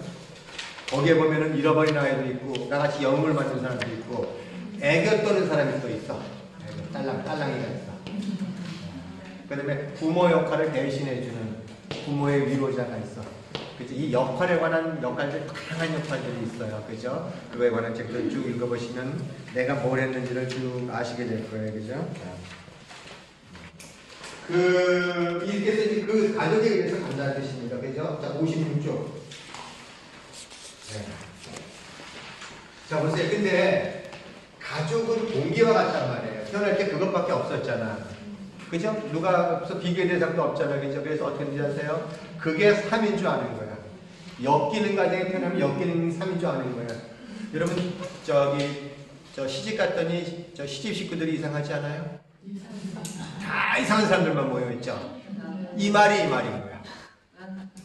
우리 집하고는 다른데 우리 삶이 자연스러운 게 돼버렸기 때문에 시집 식구들이 되게 이상한 거야. 그러면 우리 집에 왔더니 되게 이상하더래. 하나같이 이상하더래. 거기는 되게 엄마가 깔끔해요. 근데 우리 집은 그게 없어. 6남매를 키우면서 먹고 살려니 깔끔할 수가 없잖아. 그죠? 치우는 것도 하루에 치우는 게 없어. 하나나 먹잖아. 그러면 일단 다 저기다 버려. 사만치만치 모아지면 한 번에 치워. 그게 썩든 안 썩든 간에 시간이 걸리든 간에. 근데 우리는 그게 되게 아무 상관이 없어.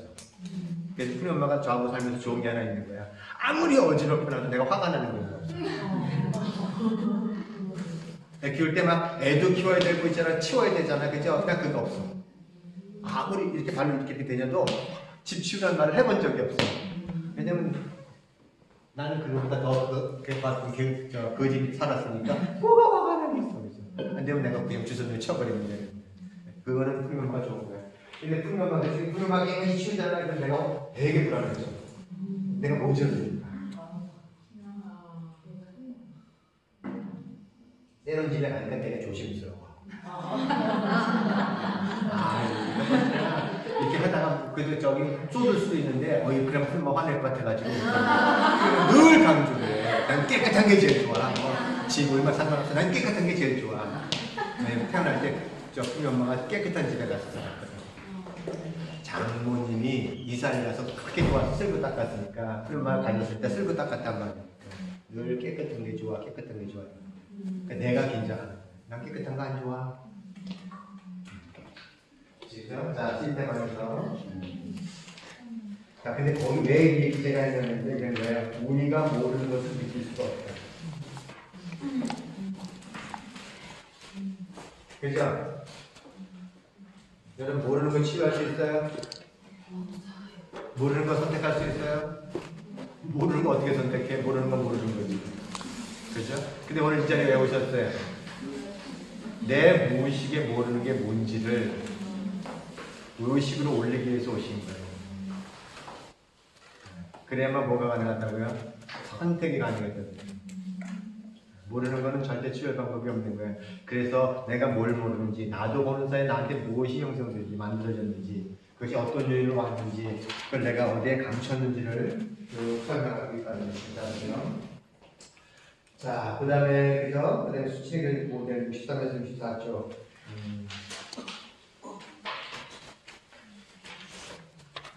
이것 때문에 문제가 되는데, 보세요. 63쪽.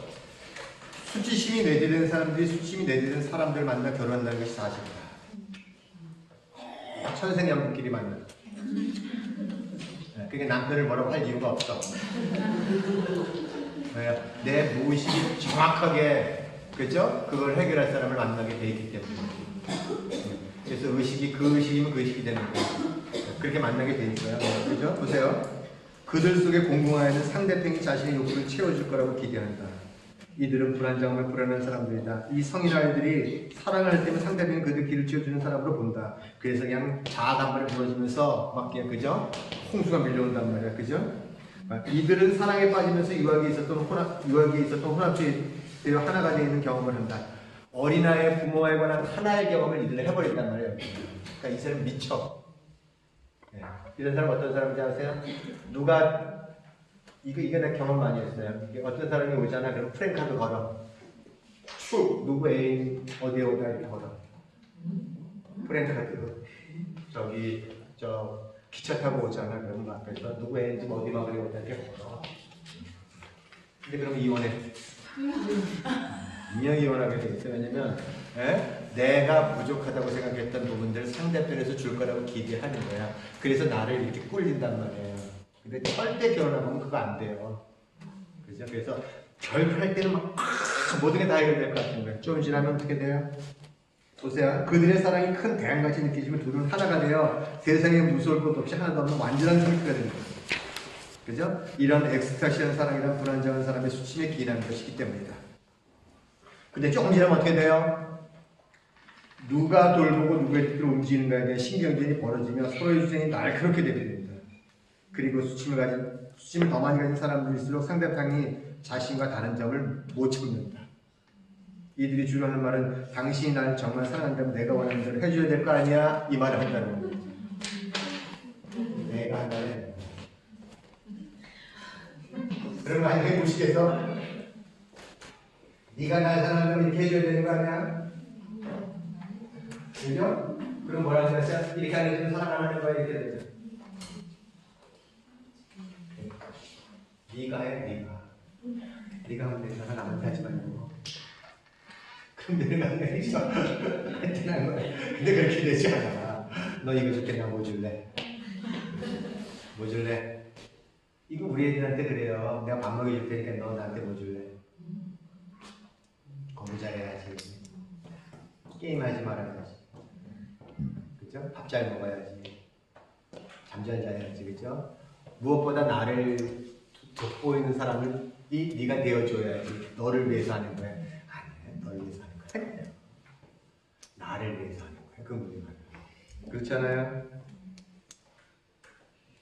자, 엮이는 가정에는 금방 알아요. 사전에 규칙이 하나 있어요. 통제하려 해. 왜냐면 통제 말로 수침을 커버하는데 친구보다 통제할 수 있어요, 없어요? 통제를 어떻게 합니까? 그 통제하면 할수록 애는 자발성이 없어. 그 글이 하나 올라온 게 있는 거예요. 애가 우리 애가 책을 안 읽어요. 지금 책을 잘 읽는 걸로 통제하려 합니다.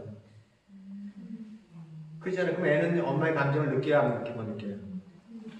어떻게 못 느껴요? 그러니까 그 다음에 걔는 통제하는 부분에서는 안 해. 내가 자발로 하고 싶지 통제하는 부분에 들어가서 하고 싶은 마음이 없어. 그 책 읽기를 그냥 재미만 노력만 가야 되죠. 통제하지 마, 통제했잖아. 안 읽으면 어때?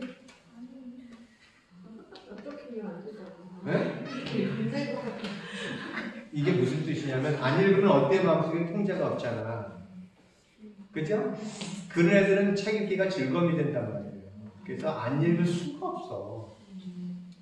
이게 역설인데 이거에 대한 부분이 책 읽냐 안 읽냐 이렇게 감정에 느끼면 그죠? 엄마의 압력에 따라서 내가 했다고 생각할 때 그게 무슨 주도성이 있겠냐 무슨 즐거움이 있겠냐. 그래서요 통제를 내려놓는 과정이 있는 그대로 살아가는 그 과정이 사실은 이 엮이는 과정에서 나오는 과정이에요. 어려워요. 그래서 놔라 그죠? 그러면 성취가 나온다 그랬잖아요. 그죠? 두 번째 당연히 완벽주의가 있어요. 그 다음에 이 엮이는 과정의 특징은 늘 비난이 있어. 그렇죠? 비난은 내가 비난하면 내가 저 사람 비난하면 나는 의로운 사람처럼 보이고 나는 수침 없는 사람처럼 보이고요. 그렇잖아요. 그죠? 그래서 비난이 되게 많아요. 비난할 게 뭐가 있어요? 그죠? 그 다음에 이 안에 엮이는 과정은요 느끼고 말하고 표현하고 이런 거 있죠. 지각하고 생각하고 느끼고 원하고 상상하는 점 있죠. 이거가 표현이 안 돼. 네가 느끼는 거 말할 수 있잖아요. 그거 안 돼. 그건 화는 느끼면 안 돼 이거야. 슬픔은 느끼면 안 돼 이런 거야. 그래서 입을 말을 못하게 막아버린다고요. 뭐든지 비밀이야. 그죠? 자, 그래서 당연히 말하지만 규칙이 있겠죠. 그 다음에 실수하지 말아가 있어. 여러분 실수해야 돼 안 해야 돼요? 해야 돼요. 아, 그런 거야. 그래서 인간인데 뭘. 그죠? 이거 안 하면 얼마나 완벽주의가 있는데 그건 너무 힘들거든요. 믿지 못해. 믿지 말아야 누굴 믿겠어 이렇게 들어요. 자, 그 다음에요, 보면요, 이게, 알리스 밀러가 이게 여러 가지 얘기했어요. 독이라는 거 있죠. 그래서 여기는 그죠. 이게, 이 교육에서요, 이거 우리가 지금 이 사회라는 교육이 이런 거, 66페이지. 이게 이제 알리스 밀러도 참 알리스 밀러 이렇게 한 거예요. 성인들은 치명처럼 독처럼 작용하는 교육이라는 거예요. 교육을 통해서 이 수심이 강화되는데, 엮이는 과정에서는 이렇게 들어가는 거예요. 이런 말이 들어가는 거예요. 성인은 아이들의 지배자다. 그죠? 불미교에서 뭐라 그래요? 이게 스승이요 존경의 대상을 해봐요. 그죠? 네. 그 다음에 그들은 마치 신처럼 뭐가 옳은지 그런지 판단한다. 맞죠? 이거에 저거에 아이들은 부모가 기분이 나쁘게 된 책임이 있다. 너 때문에 그렇잖아. 네가 잘했으니. 아이가 아닌 부모가 항상 보호되어야 한다. 아이들이 가진 확신은 부모의 독단적인 권위 이역으로 여겨진다. 이거 알죠? 애들 뒤집어지면 있잖아. 이게 나의 지금 나를 무시해 이렇게 들어간단 말이에요. 그죠? 그래서 아이들이 고집은 어떻게 돼요? 빨리 깨야 돼. 뭐라고요? 나중에 어렵어진다고. 그게 독처럼 작용하는 교육인 거예요. 그게 다 사회적인 교육이죠. 그에 고려한 존재가 안 되는 거예요. 그죠? 봐요. 모든 일이 아이가 자신의 상처를 인정하지 못할 때 아주 어릴 때 행해져야 나중에 부모에게는 이의를 제기하지 못한다. 이거예요. 맞는 얘기예요. 어린 시절에 18개월까지 사랑 받았자리 불미교육이라고 그죠? 그 아이들은 엄마 그런 말 하지 마 이렇게 이의를 제기해. 엄마 당신 왜 나의 감정에 책임을 져? 이렇게 이의를 제기하는데 이때 만일 이렇게 눌러놓은 애들은 이의 제기가 없어. 그죠? 누가 몸을 만지잖아 그러면 만지면 안 돼 이 말을 못한다. 그러니까 엄마한테 이의 제기를 못하니까 사회 나가서도 이의 제기를 못해. 그죠? 성추행을 당한다 했잖아. 이의 제기 못한 아이들이 당하는 거예요. 줄 알아. 그 성추행범들은 있잖아. 아주 그 먹잇감을 기양하는 거야. 말 잘 들을 아이. 그냥 아무런 부작용이 없을 아이. 그런 애를 정확히 찾는다는 뜻인 거예요. 그걸 언제 만들어야 된다고요? 그렇게 말 잘 들려면 일찍 만들어야 돼요. 그래서 여러분 제가 항상 하는 말이 여러분 풍미교육 들어왔다면 글렀어요 이제. 글렀어. 굴복시키는 건 글렀어. 안 돼. 어떻게 해야 된다고요? 내가 성장하는 수밖에 없다. 이렇게 되더라고요. 벌써 시간이 됐어요. 빨리 넘어가자고요. 그죠?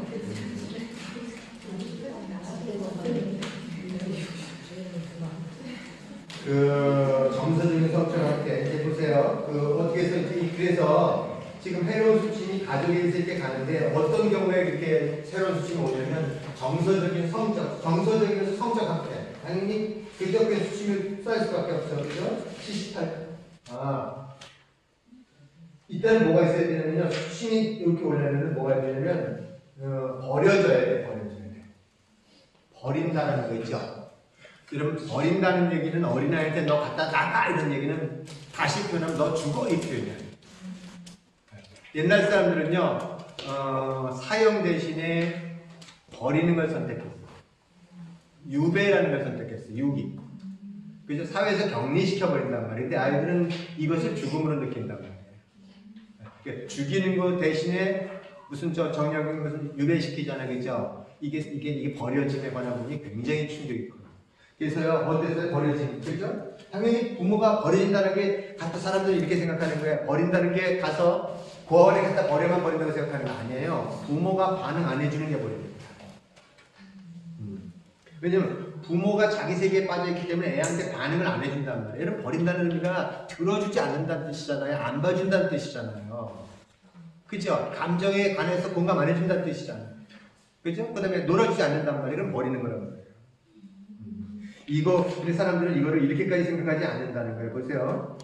더 하나 이게 이제 푸른 닦으면서 이 싸움을 계속해. 보세요. 68페이지. 자, 봐요.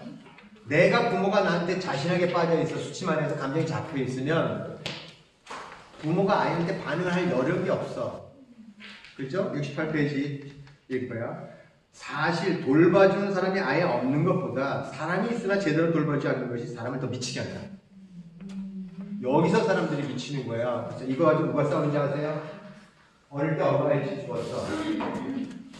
그죠? 그 사람이 더 불행해요? 아니면 어차피 그렇죠. 부모가 있는데 반응하는 사람이 더 상처할까요? 어차 다시 배워볼게. 이 싸움을 하더라고. 어릴 때 엄마가 없었던 사람은 네 엄마 없는 삶을 살아봐. 그랬잖아요. 그죠? 근데 엄마한테 전혀 반응 안 하고 매 맞았던 사람은 야 그런 엄마 밑에 사는 게 얼마나 고통스러운데. 그죠? 근데 누가 더 고통스럽다고요? 엄마 없는 것보다야 있으면서 반응하는 사람이 더 고통스러워.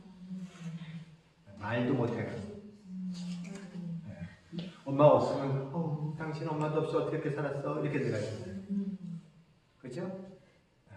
불행한 사람, 억압한 사람, 당신 매 맞고 자랐으니까 얼마나 힘들었겠어 이렇게 들어가잖아요. 그죠? 근데 그렇지 않은 사람이 있어요. 엄마도 있었고 매도 안 맞아서. 근데 엄마의 통제 안에 들어온 사람이 있어. 엄마의 조정 안에 들어온 사람이 있어. 희생의 조정. 이 사람은 어디서 말하면 배불러서 그래. 네가 배불러서 이게 멋있는 고통스러워. 무슨 말인지 아시겠죠? 내가 누군지 모르겠지만 훨씬 더 고통스러워. 자, 이게 이제 이게 우리가 이게 내 안에 이게 가장 핵심에 계속 5번을 강연하면서 수침이 내면화되는 과정들 안에서 핵심이 뭐냐면 그걸 일으키는 게 자기중심적인 사고 때문에 죄책감도 내면화되는 게 뭐냐면 이거예요. 69페이지. 자기중심적 사고는 아이에게 모든 것이 내 책임이라는 생각을 갖게 한다. 이는 모든 것을 개인화시킨다는 것과 같은데 예를 들면 엄마가 나 사랑했다면 교회 안 가고 나랑 있었을 텐데 이렇게 엄마가 교회를 가잖아요. 그럼 엄마는 정말 기도하고 예배드리고 그죠? 내 아이를 위해서 이렇게 축복하기 위해서 기도를 갔는데 애는 어떻게 생각한다고요? 왜 나하고 없었을까? 나를 사랑하지 않아서 이렇게 생각하는 게 문제가 되거든요. 가지 말라는 얘기가 아닌 거예요. 그렇죠? 어렸을 땐 그래서 교회 많이 다니는 것도 힘들어요. 교회 중독이 돼. 종교 중독이. 보세요. 우리는 사랑하는 것에 시간을 둔다. 아이들이 시간을 들이지 않으면 아이는 자신을 가치 없게 여긴다. 아이는 관심과 이끌어줌이 필요하다. 아이들의 자기중심적인 사고방식은 엄마가 아빠가 보이지 않으면 자기가 싫었다라서 그래서 이렇게 여긴다. 그죠? 그래서 우리가 이걸 알아야 된다는 거죠. 어린아이들은 모든 잘못을 뭘로 돌린다고요? 네, 모든 수침을 뭘로 돌려요? 나한테 돌려. 이게 가장 핵심 중에 핵심이 되어버리는데 아주 어린 시절 이걸 돌렸는지에 대한 부분을 몰골 때 돌린다는 거죠. 그래서 그게 다 6이라는 거예요. 당연히 학대도 6이죠. 그죠? 학대도 6이죠. 쭉 읽어보시면 알아요. 그죠? 자, 정서적인 성적학대, 그 다음에 정서적인 학대, 성적인 학대도 있어요. 그죠? 성적인 학대도요. 이게 좀 말이 어렵던데